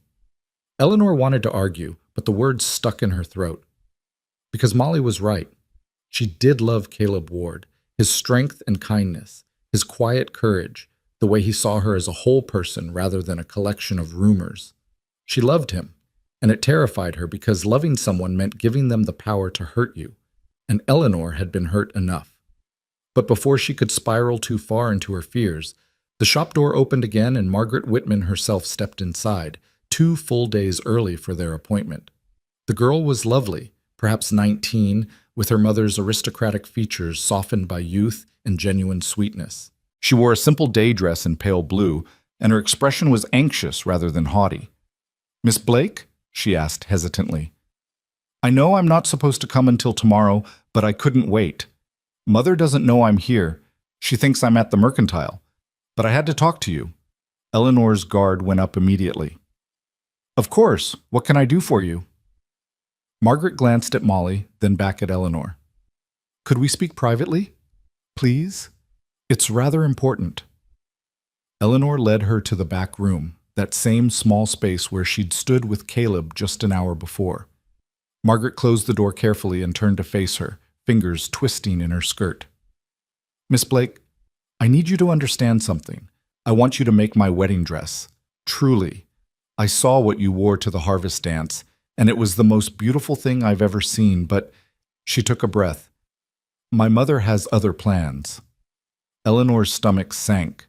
"What kind of plans?" "She's going to sabotage you," Margaret said in a rush. "She's going to come to fittings and demand impossible changes. She's going to criticize everything you do, no matter how perfect it is. And then, at the wedding, she's going to make sure everyone knows about every tiny imperfection, every place where the dress isn't exactly what she claimed she asked for, even though she never actually asked for those things." "Why are you telling me this?" "Because it's not fair." Margaret's eyes shone with tears. "You don't deserve what Mother's planning. You didn't do anything wrong in Denver. I heard the real story from Alice Thornton, whose cousin worked for the Montgomerys. Mrs. Montgomery's husband was a predator, and you were his victim, not his seductress. But Mother doesn't care about truth. She only cares about maintaining her position in society, and she sees you as a threat." Eleanor felt like she'd been punched. "A threat? How could I possibly—" "Because people like you," Margaret interrupted. "Because you're talented and beautiful and Mr. Ward is courting you, and that makes you dangerous to women like my mother who've spent their whole lives controlling everything through fear and judgment." She wiped her eyes angrily. "I'm sorry. I know she's my mother, and I should be loyal, but I'm so tired of her cruelty, tired of watching her destroy people just because she can." Eleanor studied the girl's face, young and earnest and clearly struggling with divided loyalties. This could be another trap, she thought, another way to manipulate her. But her instincts said otherwise. Margaret seemed genuinely distressed, genuinely trying to help. "What do you want me to do?" Eleanor asked gently. "Make the dress," Margaret said immediately. "Make it exactly as I ask, not as Mother demands. I'll write down everything I want, measurements, style, fabric, everything, and sign it. That way, when Mother claims you didn't follow her instructions, you'll have proof that you followed mine." She pulled a folded paper from her pocket. "I already started. See?" Eleanor unfolded the paper and found detailed sketches and notes in a neat, careful hand. The dress Margaret wanted was elegant but not ostentatious, romantic but not frivolous. It was perfect. "This is beautiful," Eleanor breathed. "It's what I've been dreaming about since I got engaged," Margaret said. "And I want you to make it, Miss Blake, not some stranger in San Francisco who'll just follow a pattern. I want someone who'll put love and care into every stitch." She paused. "Will you do it? Even knowing what Mother's planning?" Eleanor looked at the sketches, at Margaret's hopeful face, at the detailed notes that showed real thought and care. This was more than just a commission. This was a young woman asking to be seen, to have her own desires respected, to matter more than her mother's machinations. "Yes," Eleanor said firmly. "I'll make your dress, Margaret, and it's going to be the most beautiful wedding dress anyone in Montana has ever seen." Margaret's face lit up like sunrise. "Thank you. Oh, thank you." She impulsively hugged Eleanor, then stepped back blushing. "I'm I'm sorry. That was forward of me. It was perfectly appropriate, Eleanor assured her, smiling. Now, let's get your measurements properly taken, and we can start planning this dress. They spent the next hour in detailed consultation, with Molly taking notes and offering suggestions. Margaret proved to have excellent taste and a clear vision of what she wanted. By the time she left, sneaking out like a conspirator, which she essentially was, Eleanor had everything she needed to begin work. Molly was practically bouncing with excitement. Did you hear that? Mrs. Whitman's daughter is on your side. This is like something from a novel. This is like something from a nightmare, Eleanor corrected, but she was smiling. If Mrs. Whitman finds out that Margaret came here behind her back, then we'll deal with it, Molly said, unconsciously echoing Caleb's earlier words. But Miss Blake, don't you see? This is your chance to prove yourself in a way that can't be denied. Make that dress perfect, and not even Mrs. Whitman will be able to tear you down. Eleanor wanted to believe that. Wanted to believe that talent and hard work could overcome social prejudice and entrenched hostility, but she'd believed that once before in Denver, and look how that had turned out. Still, what choice did she have? She'd already accepted the commission, already promised Margaret she'd create something beautiful. All she could do now was keep that promise and hope for the best. The next 6 weeks became a blur of work and worry. Eleanor threw herself into Margaret's wedding dress with single-minded focus, determined to create something truly spectacular. The fabric alone cost more than she usually spent in a month. White silk so fine it felt like water, with delicate lace from France that Mrs. Whitman had grudgingly provided. Eleanor worked late into the night, her fingers cramping from the tiny, precise stitches required for such delicate material.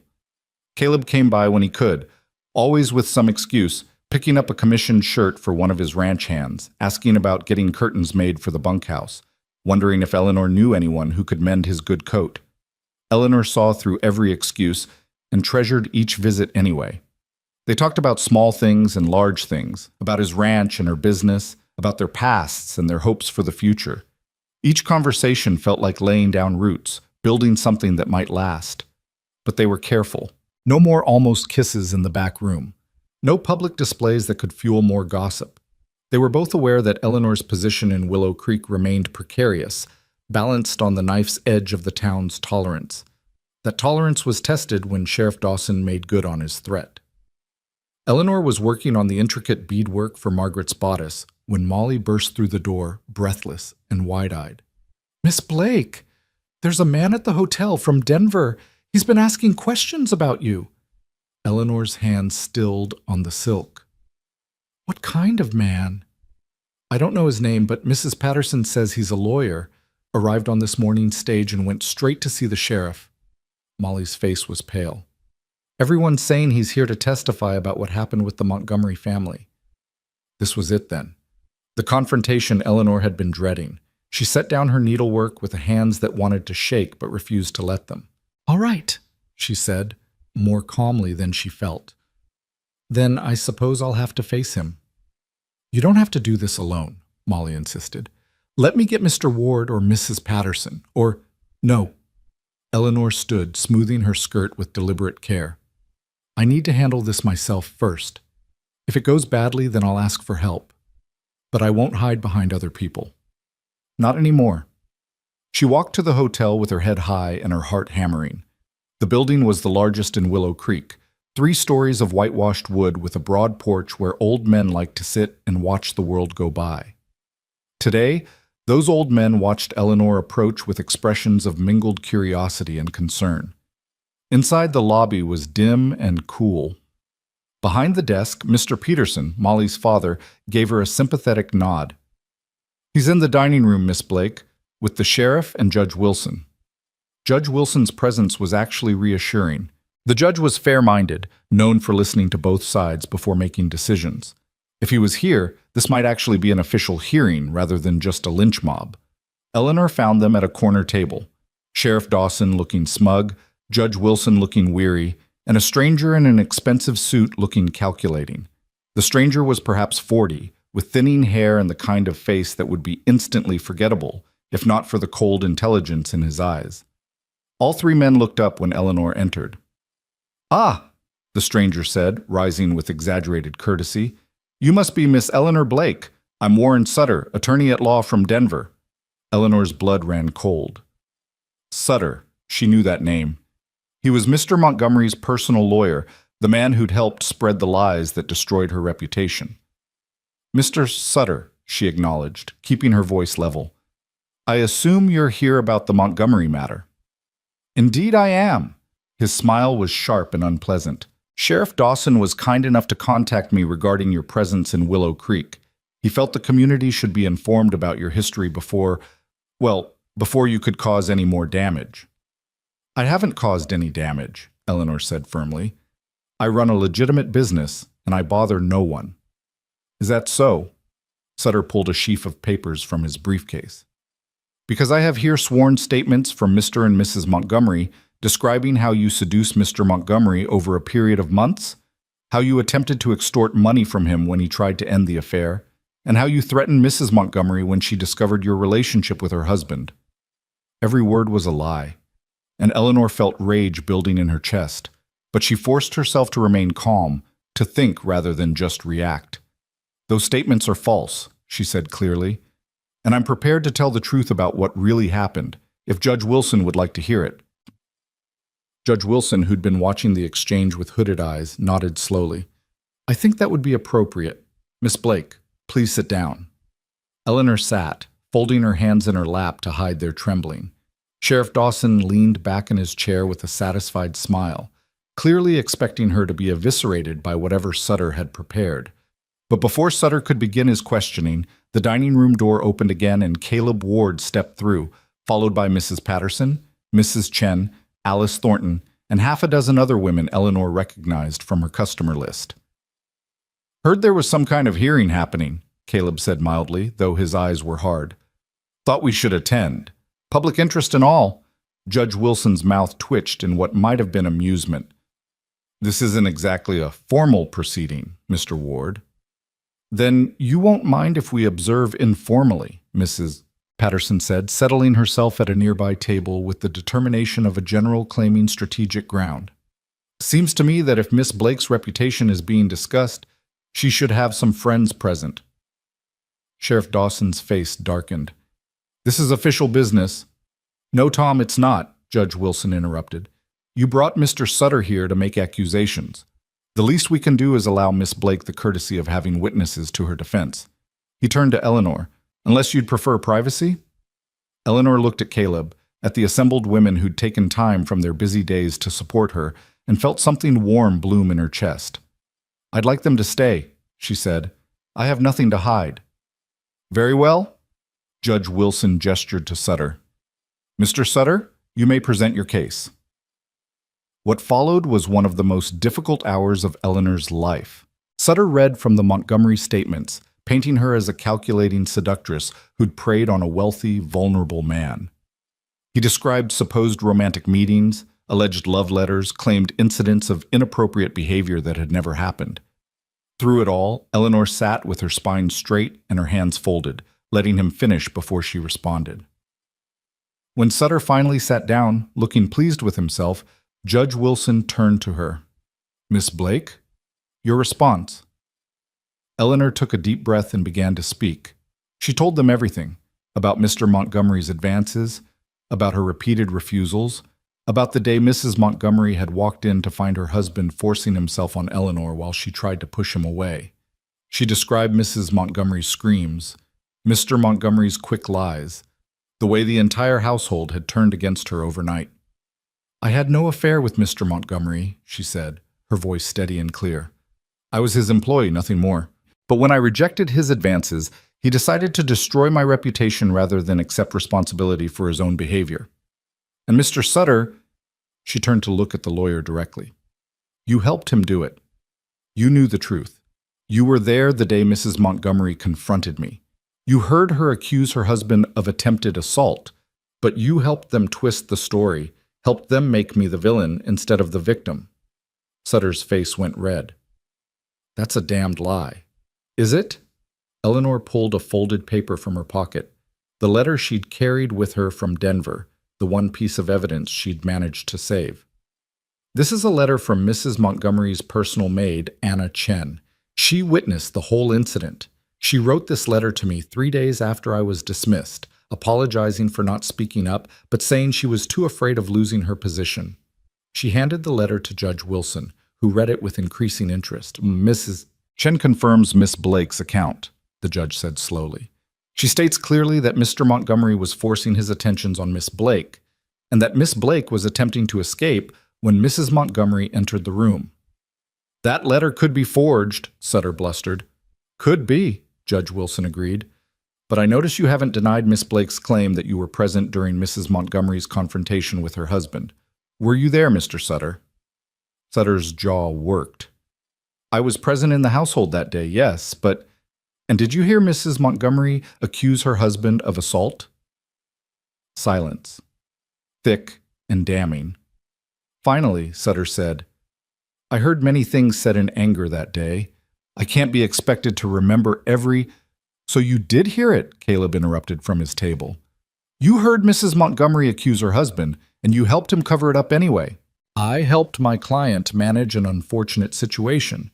You helped a predator destroy an innocent woman's life, Mrs. Patterson snapped, and now you're here trying to do it again. Judge Wilson held up a hand for silence. Miss Blake, is there anyone else who can corroborate your story? Anyone from Denver who might have witnessed Mr. Montgomery's behavior? Eleanor's heart sank. Anna Chen left the Montgomery household shortly after I did. I don't know where she went. The other servants, they were all dependent on the Montgomerys for their livelihood. They wouldn't risk speaking against them. So it's your word against theirs, Sheriff Dawson said triumphantly. No, a new voice said from the doorway. It's her word and mine against theirs.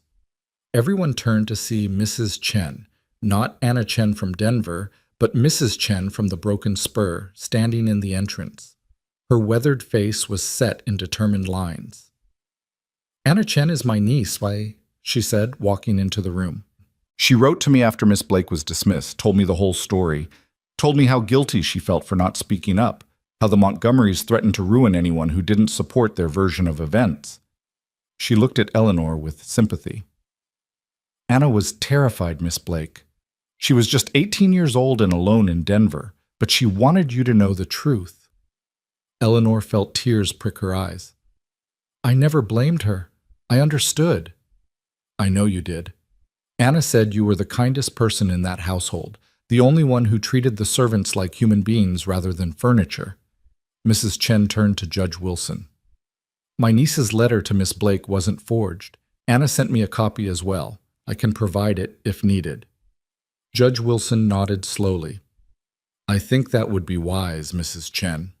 Sutter was sweating now, his composure cracking. This is highly irregular. You can't just accept hearsay and letters as evidence. I can accept whatever evidence I deem relevant, Judge Wilson interrupted. This isn't a court of law, Mr. Sutter. This is a community trying to determine the character of one of its members.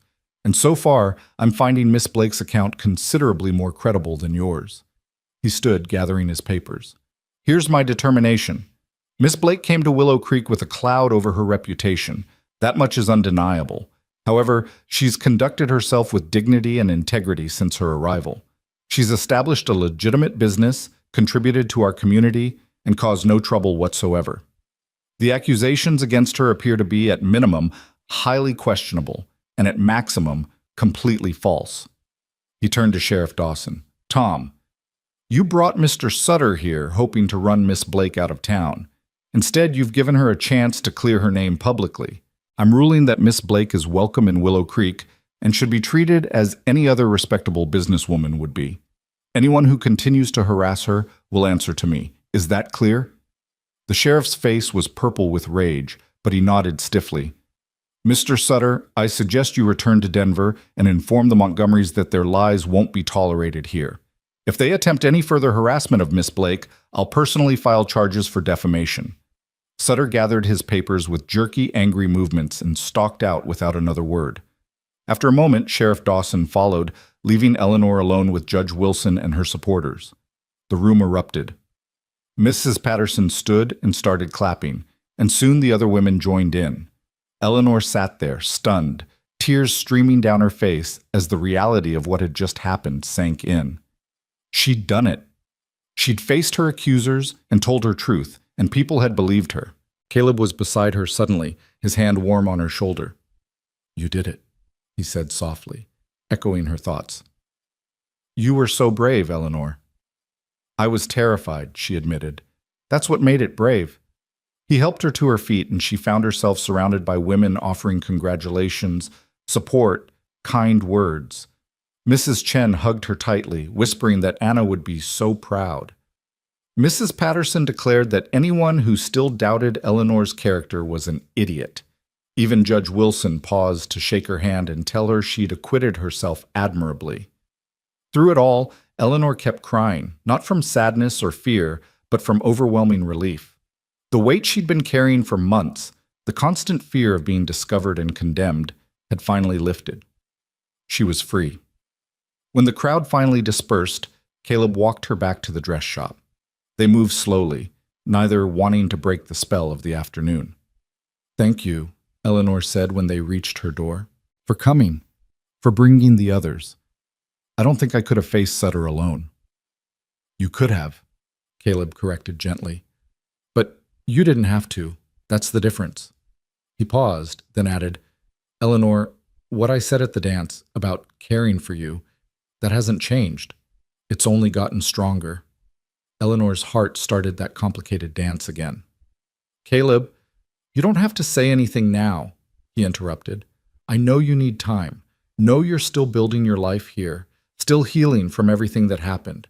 But I want you to know, when you're ready, if you're ever ready, I'll be here, waiting." He tipped his hat and walked away, leaving Eleanor standing in the doorway with her heart full and her mind spinning. She was free. The past no longer had power over her, and the future was suddenly full of possibilities she'd never dared to imagine.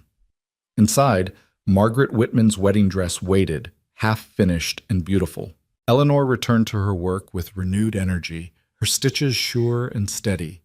In 3 weeks, that dress would be complete.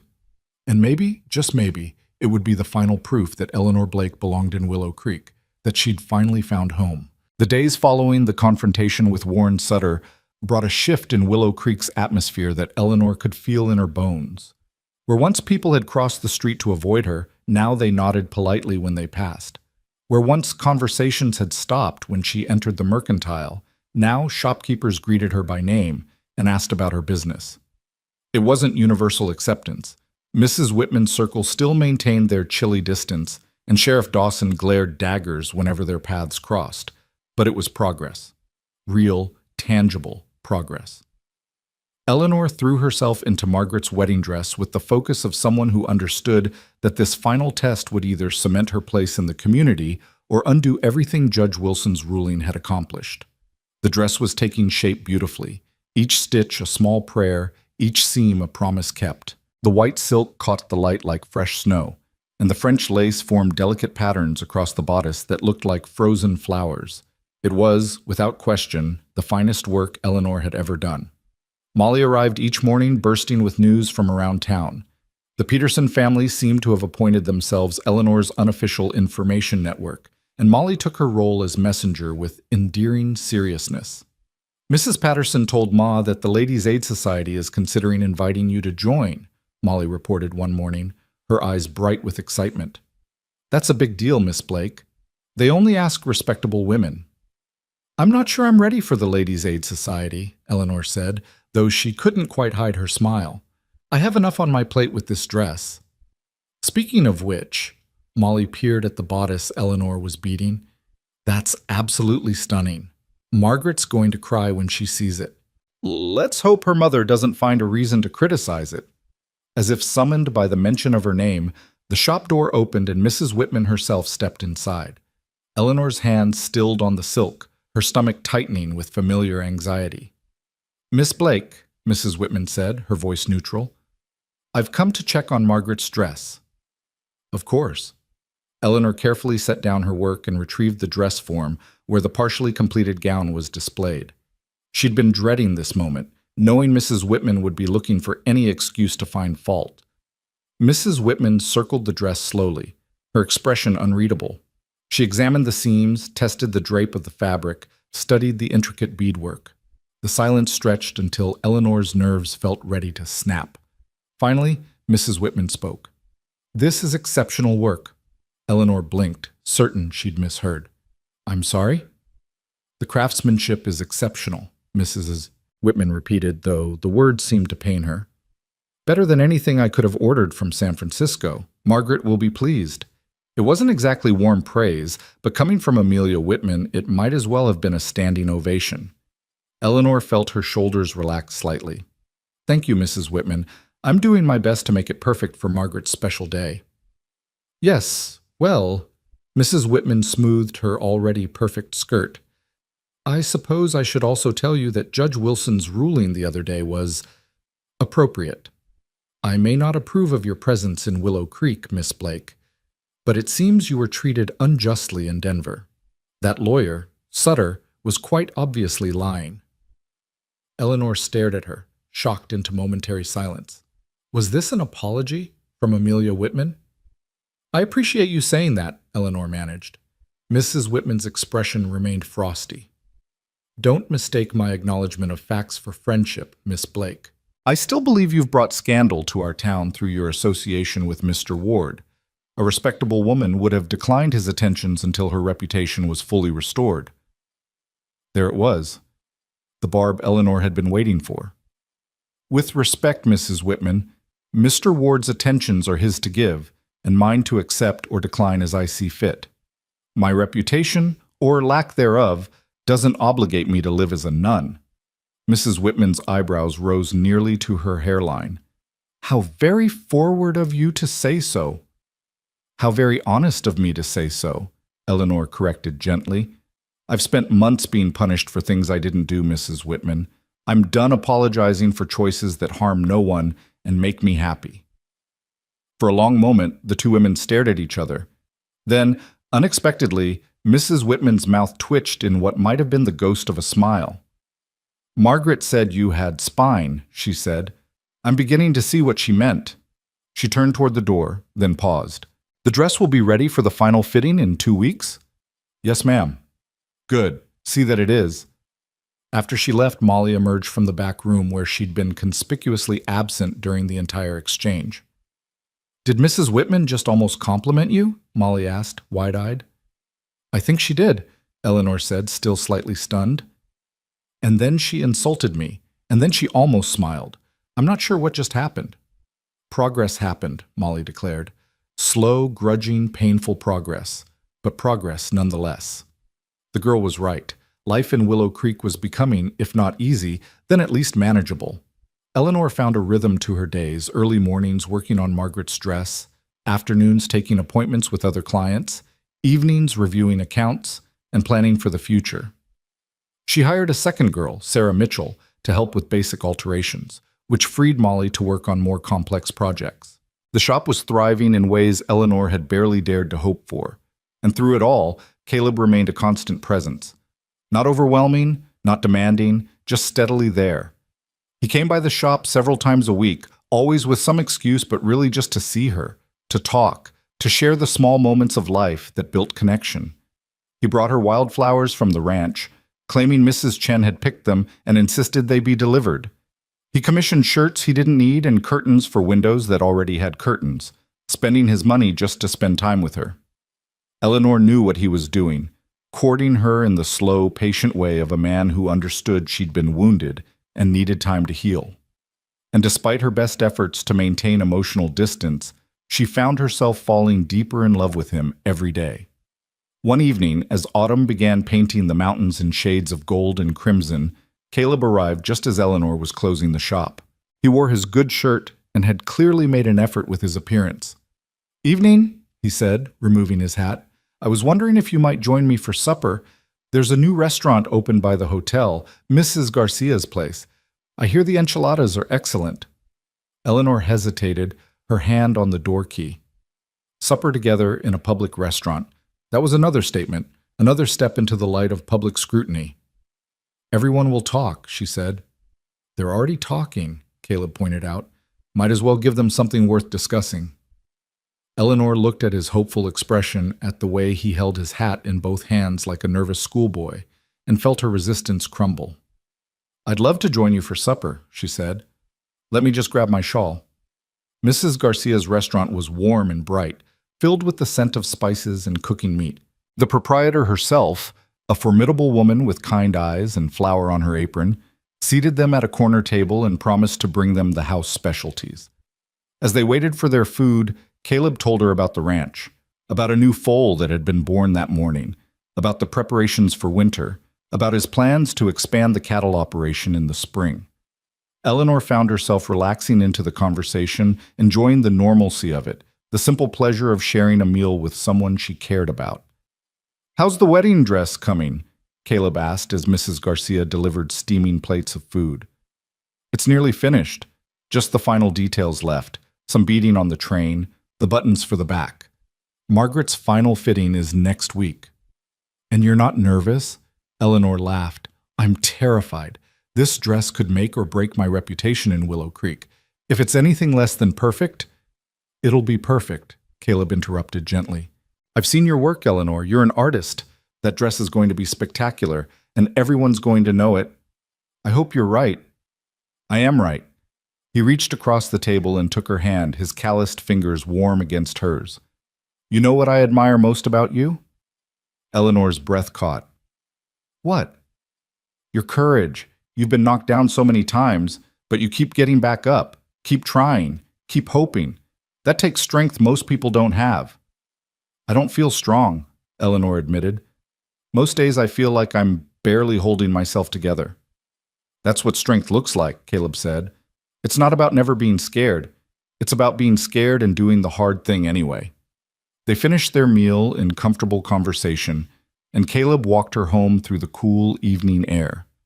The streets were quiet, most families already settled in for the night. Lamplight glowed in windows, and somewhere a dog barked at the rising moon. When they reached the dress shop, Caleb didn't immediately say goodbye. Instead, he stood there in the moonlight, looking at her with an expression that made Eleanor's heart race. Eleanor, he began, then stopped, seeming to reconsider his words. I know I said I'd wait until you were ready. No, I promised not to push. But I need to tell you something. All right, Eleanor whispered. I'm in love with you. The words were simple, direct, devastating in their honesty. I've been in love with you since you stood in that street with a bullet hole in the wall behind your head and didn't flinch. Since you looked at me with those green eyes and decided to trust me even though you had no reason to. I love your strength and your kindness and the way you see the best in people even when they don't deserve it. Eleanor felt tears prick her eyes. Caleb, you don't have to say anything back, he continued quickly. I'm not asking for promises or declarations. I just needed you to know. Needed you to understand that when I look at you, I don't see broken goods or scandal or any of the things other people see. I see the woman I want to spend the rest of my life with. Eleanor's hands were shaking. Her whole body was shaking. 6 months ago, she'd been drowning in Denver, destroyed by lies and abandoned by everyone she'd thought she could trust. She'd come to Montana expecting nothing, hoping for nothing beyond simple survival.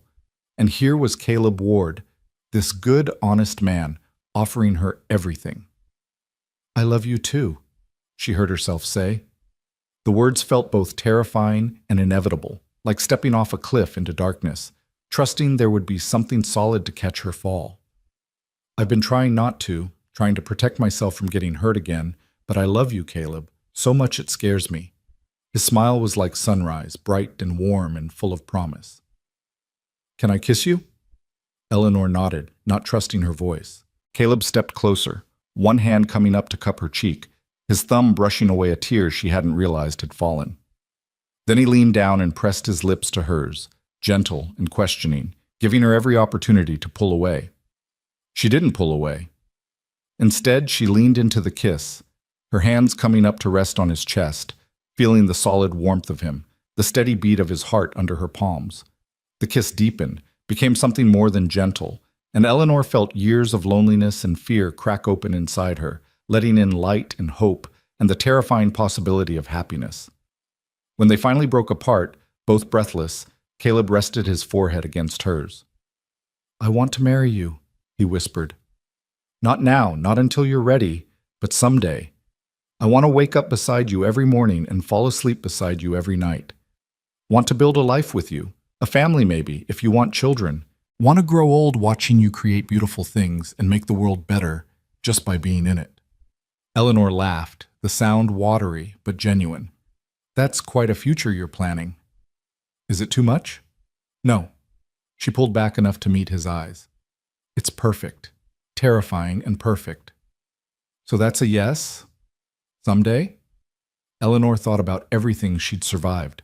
The betrayal in Denver, the hostile reception in Willow Creek, the constant battle to prove her worth. She thought about Sheriff Dawson's bullet and Mrs. Whitman's cold disapproval and all the countless small cruelties she'd endured. And then she thought about Caleb standing up to the sheriff, about Mrs. Chen's kindness, about Molly's fierce loyalty.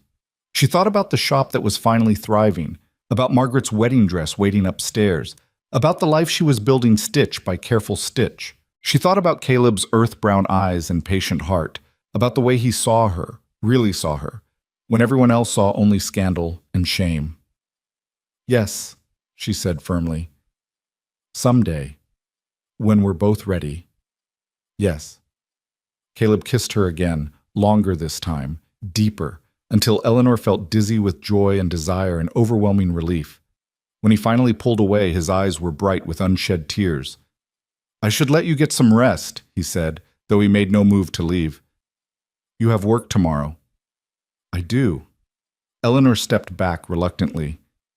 "But Caleb, thank you for seeing me, for believing in me, for loving me." "Easiest thing I've ever done," he said simply. She watched him ride away into the darkness, then climbed the stairs to her rooms feeling lighter than she had in months, maybe years. She was in love, and she was loved in return, and somehow, against all odds, she was building a home in this wild Montana town. The next 2 weeks passed in a blur of final preparations. Margaret's dress was completed with 2 days to spare, every bead perfect, every seam invisible, every detail exactly as the bride had dreamed. Eleanor hung it carefully in the back room, covering it with muslin to protect it until the final fitting. That fitting took place on a Thursday afternoon, with Margaret arriving breathless and excited, her mother trailing behind with her usual expression of critical assessment. "Let's see it then," Mrs. Whitman said without preamble. Eleanor led them to the back room and carefully unveiled the dress. Margaret gasped, her hands flying to her mouth. "Oh," she breathed. "Oh, Miss Blake, it's perfect. It's more than perfect." The dress gleamed in the afternoon light, the silk and lace creating an effect that was both elegant and ethereal. Eleanor had poured her heart into every inch of it, and seeing Margaret's face made every late night and cramped finger worth it. "Try it on," Eleanor urged gently. "Let's make sure everything fits properly." She helped Margaret into the dress, carefully fastening the tiny buttons that ran down the back. The fit was flawless. The bodice hugged Margaret's figure without being too tight. The skirt fell in perfect folds. The train swept behind her like a river of silk. Margaret turned to the mirror and burst into tears. "I'm sorry," she sobbed, laughing through her tears. "I'm not sad, it's so beautiful, and I feel beautiful in it, and I never thought I'd find a dress that made me feel this way." Even Mrs. Whitman looked moved, though she quickly composed herself. "It's adequate," she said, which was probably the highest praise she was capable of giving. "It's spectacular," Margaret corrected, turning to embrace Eleanor impulsively. "Thank you. Thank you so much." After they left, Margaret still dabbing at her happy tears, Mrs. Whitman issuing final instructions about the wedding day, Eleanor sank into her chair, exhausted but triumphant. She'd done it. The dress was finished, and it was perfect, and Margaret loved it. Molly danced around the shop, humming the wedding march. "You did it, Miss Blake. You actually did it. Now everyone in the territory is going to want you to make their dresses." "Let's get through this wedding first," Eleanor cautioned, but she was smiling. The wedding was scheduled for Saturday afternoon in the small church at the edge of town, with a reception to follow at the community hall. Eleanor wasn't planning to attend. She'd delivered the dress on Friday morning and considered her job complete. But Friday evening, Margaret appeared at the shop door with a cream-colored envelope. "It's an invitation," she said, pressing it into Eleanor's hands. "Please say you'll come. I know Mother didn't include you on the official guest list, but I'm inviting you personally. You created something so beautiful for me. You should be there to see me wear it." Eleanor looked at the invitation, feeling the weight of what Margaret was asking. Attending would put her in the same room as all of Willow Creek's elite, many of whom still viewed her with suspicion. It would be another test, another gauntlet to run, but it would also be a celebration of her work, a public acknowledgement of her skill and place in the community. "I'll be there," Eleanor promised, "and thank you, Margaret, for everything." Saturday dawned clear and bright, perfect autumn weather for a wedding. Eleanor dressed carefully in a new dress she'd made for herself, deep blue wool with black velvet trim, elegant without being ostentatious. She wanted to look professional, respectable, like a successful businesswoman rather than a former scandal. Caleb arrived to escort her, looking handsome in his good suit. "Ready?" he asked, offering his arm. "Ready," Eleanor confirmed, though her stomach was doing nervous flips.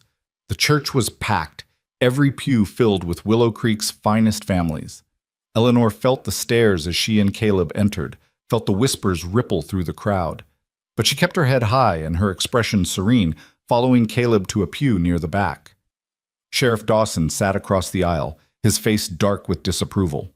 Mrs. Whitman's friends clustered near the front, their expressions ranging from curious to hostile. But Mrs. Patterson waved from her seat, and Mrs. Chen gave Eleanor an encouraging smile, and Alice Thornton nodded in greeting. The ceremony began with the traditional processional. Margaret's bridesmaids came first, then the flower girls scattering petals, and finally, Margaret herself on her father's arm. The church went silent. Margaret looked like a princess from a fairy tale. The wedding dress caught the light streaming through the stained glass windows, the silk and lace creating an effect that was nothing short of magical. She moved with confidence and grace, her face radiant with joy, and Eleanor felt pride swell in her chest. This was what she'd been meant to create, not just a dress, but a moment of pure beauty and happiness. The ceremony proceeded with traditional vows and readings. The groom, a pleasant-looking young man with kind eyes, looked at Margaret like she'd hung the moon. It was sweet and sincere and exactly what a wedding should be. When the minister finally pronounced them husband and wife, the church erupted in applause. Margaret and her new husband walked back down the aisle, beaming at everyone. And as they passed Eleanor's pew, Margaret paused deliberately. "Thank you," she mouthed, her eyes shining. Eleanor nodded, too overwhelmed to speak. The reception at the community hall was lavish by Willow Creek standards. Tables groaned under the weight of food and drink, musicians played cheerful tunes, and the whole town seemed determined to celebrate. Eleanor and Caleb found a relatively quiet corner where they could observe without being too conspicuous, but Eleanor found herself becoming the center of attention anyway. One by one, women approached her, some she knew, some she didn't, all wanting to compliment the wedding dress, to ask about commissioning work, to express admiration for her skill. "That dress was extraordinary," one rancher's wife gushed. "I've never seen anything like it. You have a real gift, Miss Blake." "My daughter's getting married next spring," another woman said. "I'd be honored if you'd make her wedding dress." Even some of Mrs. Whitman's friends broke ranks to offer stilted but genuine praise. The dress was undeniable proof of Eleanor's talent, and not even the most determined gossip could pretend otherwise. Mrs. Whitman herself approached as the evening was winding down. She looked tired but satisfied, the expression of a mother whose daughter's wedding had gone exactly as planned. "Miss Blake," she said formally, "I wanted to thank you for your work on Margaret's dress. It exceeded my expectations."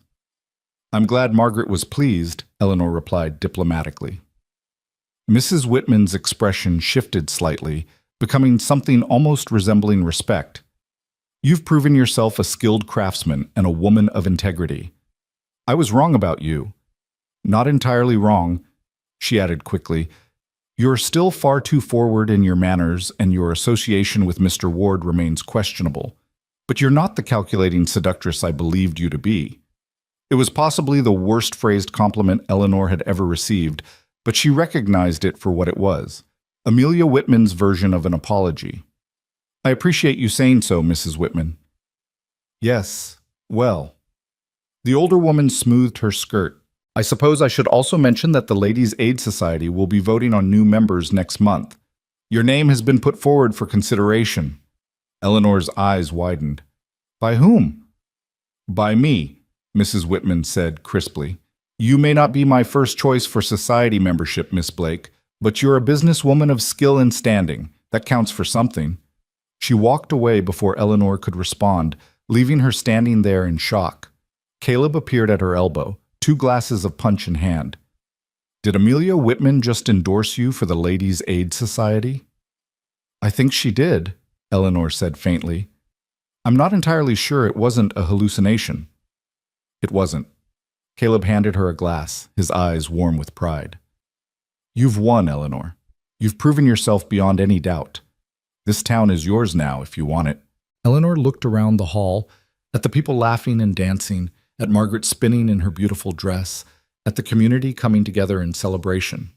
6 months ago, she'd arrived in Willow Creek broken and desperate, expecting nothing beyond basic survival.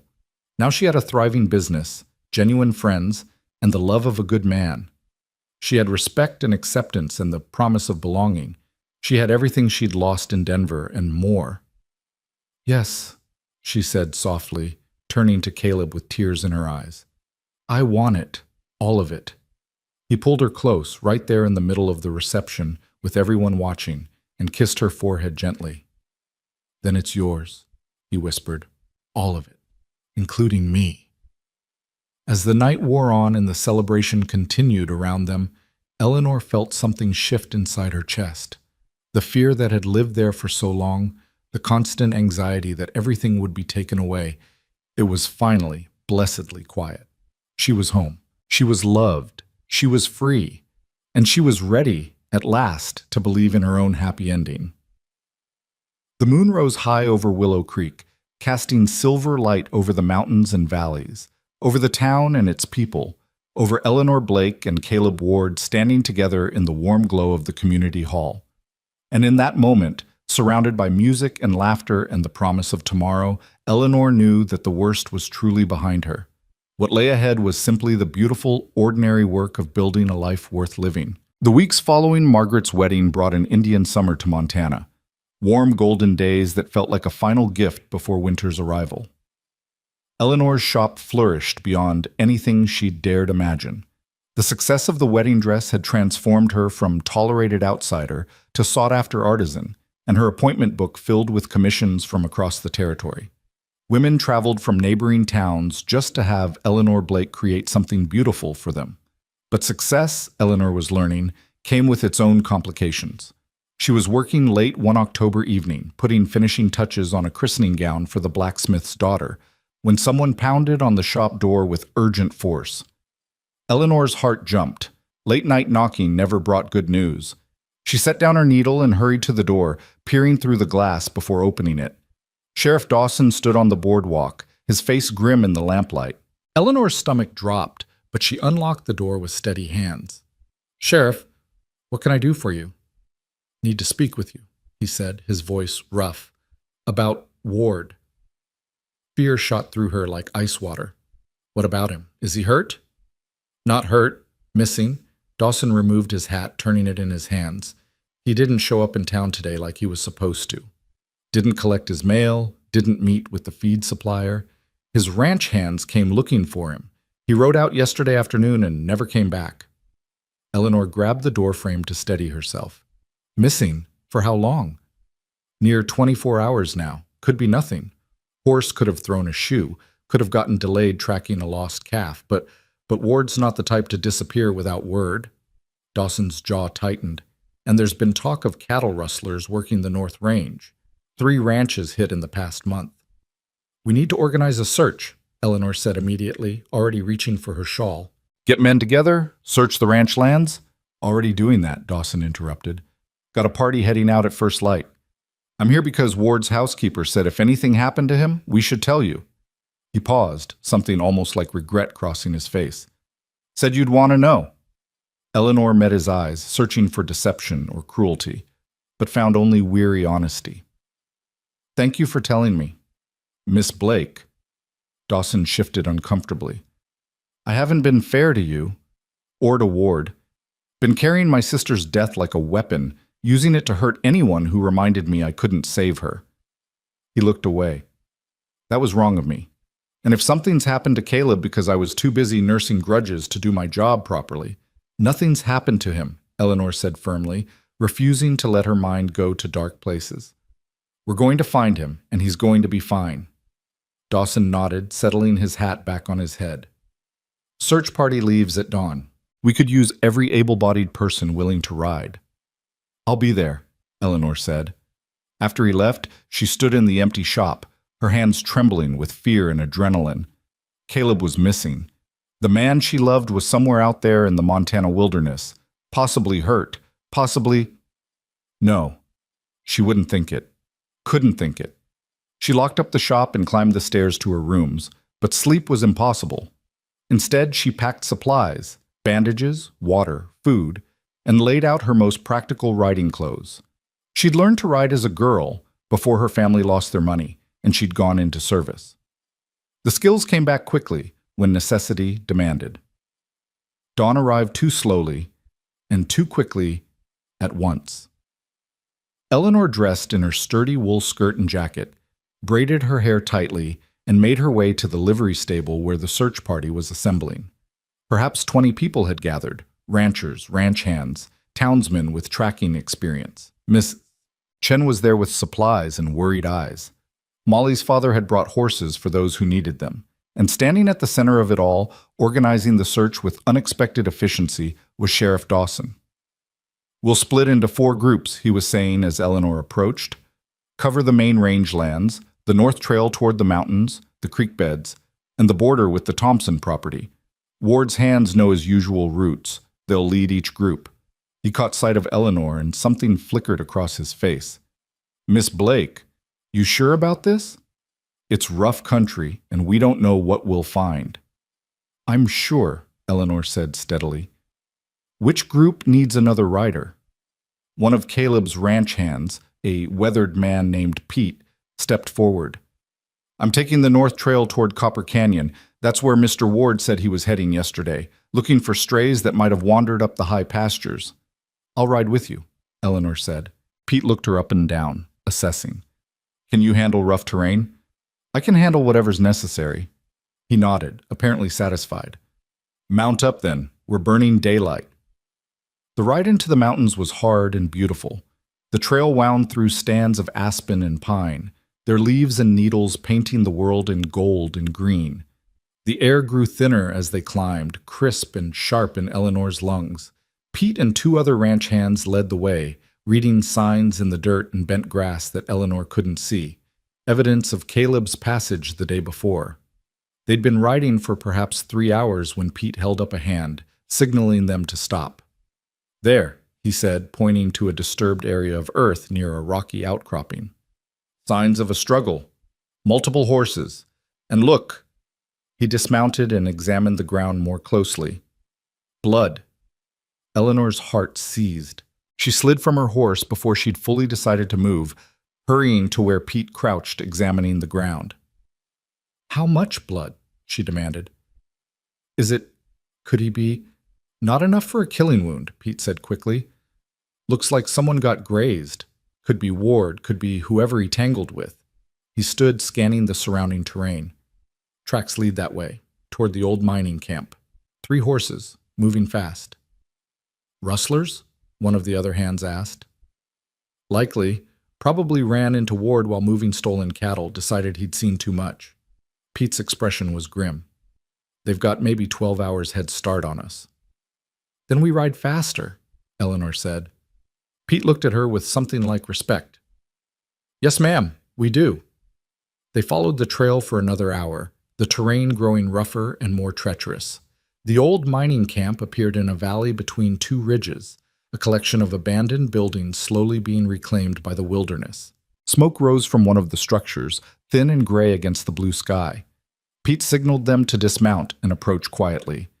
They left the horses tied in a copse of trees and moved forward on foot, using the scrubby vegetation for cover. As they drew closer, Eleanor could hear voices, harsh male laughter and the occasional curse. And then, cutting through the other sounds, Caleb's voice.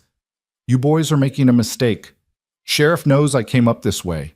When I don't come back, he'll send search parties. You'd be smarter to let me go now while you still can." Relief flooded through Eleanor so intensely she nearly sobbed. He was alive, hurt, maybe, but alive and conscious and still fighting. Pete motioned for them to circle around the building, positioning themselves at different vantage points. Eleanor found herself pressed against the rough wood of the cabin wall, peering through a gap in the boards. Inside, she could see Caleb tied to a chair, his face bruised and blood staining his shirt sleeve. 3 men stood around him, rough-looking characters with the wary eyes of men who lived outside the law. One of them, a big man with a scarred face, leaned close to Caleb with obvious menace. "Sheriff Dawson won't look too hard for you, Ward," the man said.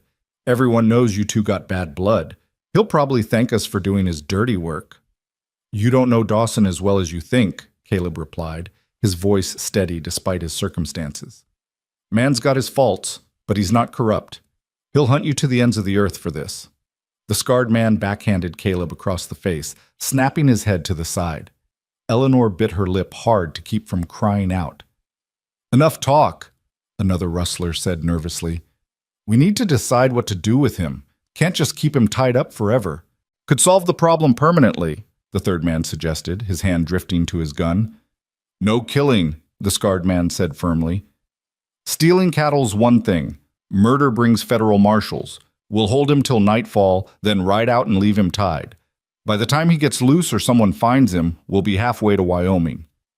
Eleanor met Pete's eyes through the gap in the boards. He held up 3 fingers, then pointed to himself and the other 2 ranch hands, indicating their positions. Then he looked at Eleanor and shook his head firmly. "Stay here. Stay safe." But Eleanor had already made up her mind. She moved quietly around to the back of the cabin where the wood had rotted through in places, leaving gaps large enough to see through. She found a window, high and narrow, probably left over from when this had been a bunkhouse for miners.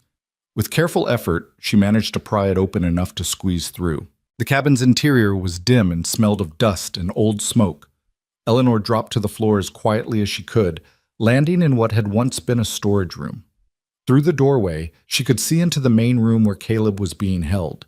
She needed a weapon, needed something, anything, to give Pete and the others an advantage when they made their move. Her eyes adjusted to the dimness, and she spotted an old iron poker leaning against the cold fireplace. Better than nothing. She picked it up, testing its weight, and began creeping toward the main room. Her heart hammered so hard she was certain everyone could hear it. One of the rustlers had his back to her, standing by the window keeping watch. The other 2 were arguing about their next move, their attention focused on each other rather than their surroundings. And Caleb, bless him, spotted her almost immediately. His eyes widened fractionally, then he deliberately looked away, coughing to cover any reaction. Eleanor raised the poker and brought it down on the watching rustler's head with all her strength. He dropped like a stone. The other 2 spun around, reaching for their guns, but Pete and the ranch hands burst through the front door at the same moment. Chaos erupted, shouting, struggling, the crack of a gunshot that went wild, hitting the ceiling and showering everyone with splinters. Eleanor dove for Caleb, her shaking fingers working at the ropes binding his wrists.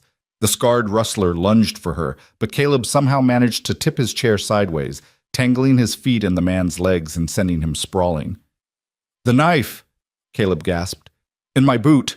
Eleanor found it and sawed through the ropes with desperate speed. The moment Caleb was free, he surged to his feet, swaying slightly but moving with purpose. He grabbed the scarred man by the collar and drove a fist into his face with satisfying force. Within minutes, it was over. The 3 rustlers were subdued, one unconscious from Eleanor's blow, the other 2 held at gunpoint by Pete and his companions. The ranch hands secured them with the same ropes that had bound Caleb. Then Caleb turned to Eleanor, and his expression was equal parts fury and relief. "What in God's name were you thinking?" he demanded, pulling her into his arms despite his injuries. "You could have been killed, coming in here alone, attacking armed men." I was thinking that I love you and you were in danger, Eleanor said, her voice muffled against his chest. And I wasn't alone. I had Pete and the others. Who had a plan that didn't involve you risking your neck? Your plan was working beautifully until I improved it, Eleanor pointed out, pulling back to look at him properly. His face was bruised, his shirt was bloody, and he was the most beautiful sight she'd ever seen. You're hurt. I'm fine. Bullet grazed my arm, nothing serious. He cupped her face in his hands, his eyes intense. Eleanor Blake, you're the bravest, most foolish, most magnificent woman I've ever met, and you just took 10 years off my life. Good thing we're getting married then, Eleanor said. You can spend the next 50 years paying me back. Caleb laughed, then winced. Is that a proposal? It's a statement of fact. Eleanor's hands were starting to shake now that the danger had passed. I almost lost you today, Caleb. I'm not waiting anymore. Not for the perfect time or the right circumstances or for people to stop talking. Life's too short and too uncertain. Eleanor, marry me, she said firmly. Soon. Next month, next week, tomorrow if the preacher's available. I don't care about big ceremonies or fancy dresses, though God knows I can make my own dress. I just want to be your wife. Caleb's smile was like sunrise, bright and warm despite the blood and bruises. Yes, he said simply. Yes to all of it. Tomorrow? Next week? Whenever you want. Yes. He kissed her then, there in the dusty mining cabin with bound rustlers groaning on the floor and ranch hands tactfully looking away. It was a kiss that tasted of blood and dust and promise, and Eleanor had never felt anything more perfect. Pete cleared his throat. Hate to interrupt, but we should probably get these men back to town and get Mr. Ward to the doctor. The ride back to Willow Creek took the rest of the day. They met up with the other search parties and Sheriff Dawson, who looked genuinely relieved to find Caleb alive. He took custody of the rustlers with grim satisfaction. Got warrants out for all three of them, he said. Cattle theft, assault, probably a dozen other charges. They'll hang or spend the rest of their lives in prison. Good, Caleb said flatly. The doctor patched up Caleb's arm and pronounced him battered but fundamentally sound. Keep it clean, get some rest, try not to get kidnapped by criminals for at least a few weeks, he prescribed dryly. Word of Eleanor's role in the rescue spread through town like wildfire. By evening, she couldn't walk down the street without people stopping to congratulate her, to express amazement at her courage, to declare she was a true daughter of Montana now. Mrs. Patterson cornered her outside the dress shop. Heard you knocked a rustler unconscious with a fireplace poker. I did, Eleanor confirmed. Good for you. The old woman's eyes gleamed with approval. Been saying all along you had spine. Now everyone else knows it too. Even Mrs. Whitman unbent enough to stop by the shop the next morning. I heard about your adventure, Miss Blake. It was reckless and inappropriate and utterly admirable. You saved Mr. Ward's life. I helped, Eleanor corrected. Pete and the ranch hands did most of the work. Don't be modest. It's unbecoming. Mrs. Whitman smoothed her skirts. I also heard rumors that you and Mr. Ward are planning to marry. Is this true? Eleanor lifted her chin. It is. We haven't set a date yet, but yes, we're getting married. Well, Mrs. Whitman's expression was unreadable. I suppose I should offer my congratulations. You've certainly proven yourself a woman of character, if not always of conventional behavior. Willow Creek could do worse than having you as Mrs. Caleb Ward. It was, Eleanor reflected, possibly the nicest thing Amelia Whitman had ever said to her. The wedding was planned for Christmas Eve, giving Eleanor just enough time to create a dress worthy of the occasion. She worked on it in secret late at night after the shop closed, pouring all her skill and love into every stitch. It was simpler than Margaret's elaborate gown, cream-colored silk with burgundy velvet trim, elegant and timeless rather than fashionable. Molly caught her working on it one evening and literally squealed with excitement. Miss Blake, it's gorgeous! You're going to be the most beautiful bride Montana has ever seen. I'm going to be a married woman, Eleanor corrected, but she was smiling. That's all that matters. The weeks before the wedding passed in a happy blur. Caleb came by the shop every day, usually with some excuse, but really just to see her, to talk about their future, to make plans for their life together. They would live at the Broken Spur, he said, but Eleanor could keep the dress shop if she wanted. He'd help her hire someone to manage it, or she could sell it, whatever made her happy. I want to keep it, Eleanor decided. Not necessarily run it every day, but keep it as mine. Something I built. Something that proved I could survive and thrive on my own. Then we'll keep it, Caleb agreed, though I hope you'll spend at least some time at the ranch. Mrs. Chen's getting old and she could use help, and, he paused, looking uncertain, I was hoping we might start a family. Eventually. If you want children. Eleanor felt her heart expand. I want everything with you, she said softly. Children, a home, a life. All of it. 2 days before the wedding, a telegram arrived from Denver. Eleanor stared at it with trepidation, half expecting more trouble from the Montgomerys. Instead, she found a message from Anna Chen. Heard about your wedding, stop. So happy for you, stop. Mr. Montgomery arrested for assault on another governess. Stop, his wife finally left him. Stop. Truth came out. Stop. You were right all along. Stop. Congratulations and best wishes. Stop, Anna. Eleanor read it 3 times, tears streaming down her face. Vindication, complete, undeniable vindication. The truth had come out, just as she'd always known it would. She showed the telegram to Caleb that evening, and he held her while she cried, not from sadness, but from relief. The last shadow of her past had finally lifted. Christmas Eve arrived with fresh snow covering Willow Creek like a blessing. The small church was decorated with pine boughs and candles, and despite the short notice, it seemed like half the town had come to witness the wedding. Eleanor stood in the small room off the sanctuary, adjusting her cream-colored dress for the 100th time.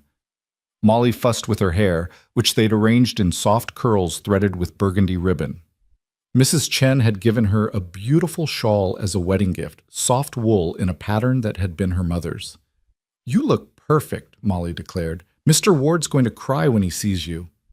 I hope not, Eleanor said, though secretly she hoped he would, just a little. Mrs. Patterson appeared in the doorway, looking unusually emotional. It's time, dear. Are you ready? Was she ready? Eleanor thought about the journey that had brought her here, the betrayal in Denver, the hostile reception in Willow Creek, the slow, painful process of rebuilding her life. She thought about Caleb defending her in the street, about standing up to Sheriff Dawson and Warren Sutter, about rescuing the man she loved from rustlers. She thought about all the people who'd shown her kindness, Mrs. Chen and Molly, Alice Thornton and Judge Wilson, even grudging Mrs. Whitman. She thought about the shop she'd built and the respect she'd earned and the life she'd created from nothing but determination and skill. She thought about Caleb waiting at the altar, about the future they would build together, about love that had survived scandal and danger and doubt. Yes, Eleanor said firmly. I'm ready. She walked down the aisle alone, no father to give her away, no family to stand beside her. But she didn't feel alone. The church was full of friends and neighbors, people who'd come to celebrate her happiness. And at the end of the aisle stood Caleb, looking impossibly handsome in his good suit, his eyes shining with love and pride. When she reached him, he took her hands and whispered, You're the most beautiful thing I've ever seen. You're not so bad yourself, Eleanor whispered back, making him smile. The ceremony was simple and perfect. Traditional vows spoken with whole hearts, promises made to love and honor through all the days ahead. When the preacher finally pronounced them husband and wife, Caleb kissed her with such tender joy that Eleanor felt her last defenses crumble completely. She was married. She was loved. She was home. The reception at the community hall was lively and warm, full of good food and laughter and dancing. Sheriff Dawson approached them during a lull in the festivities, looking uncomfortable but determined. Ward, Mrs. Ward. He addressed them both formally. I wanted to apologize, properly, for everything I put you both through. I let grief make me cruel, and that was wrong. You deserved better, and he looked at Caleb directly. Catherine would have been ashamed of me. She always said hatred was a poison we drink hoping it will hurt someone else. Caleb studied him for a long moment, then held out his hand. I appreciate that, Tom, and for what it's worth, I loved your sister. Her death nearly destroyed me. But it wasn't your fault or mine. It just was. Dawson shook his hand, his eyes suspiciously bright.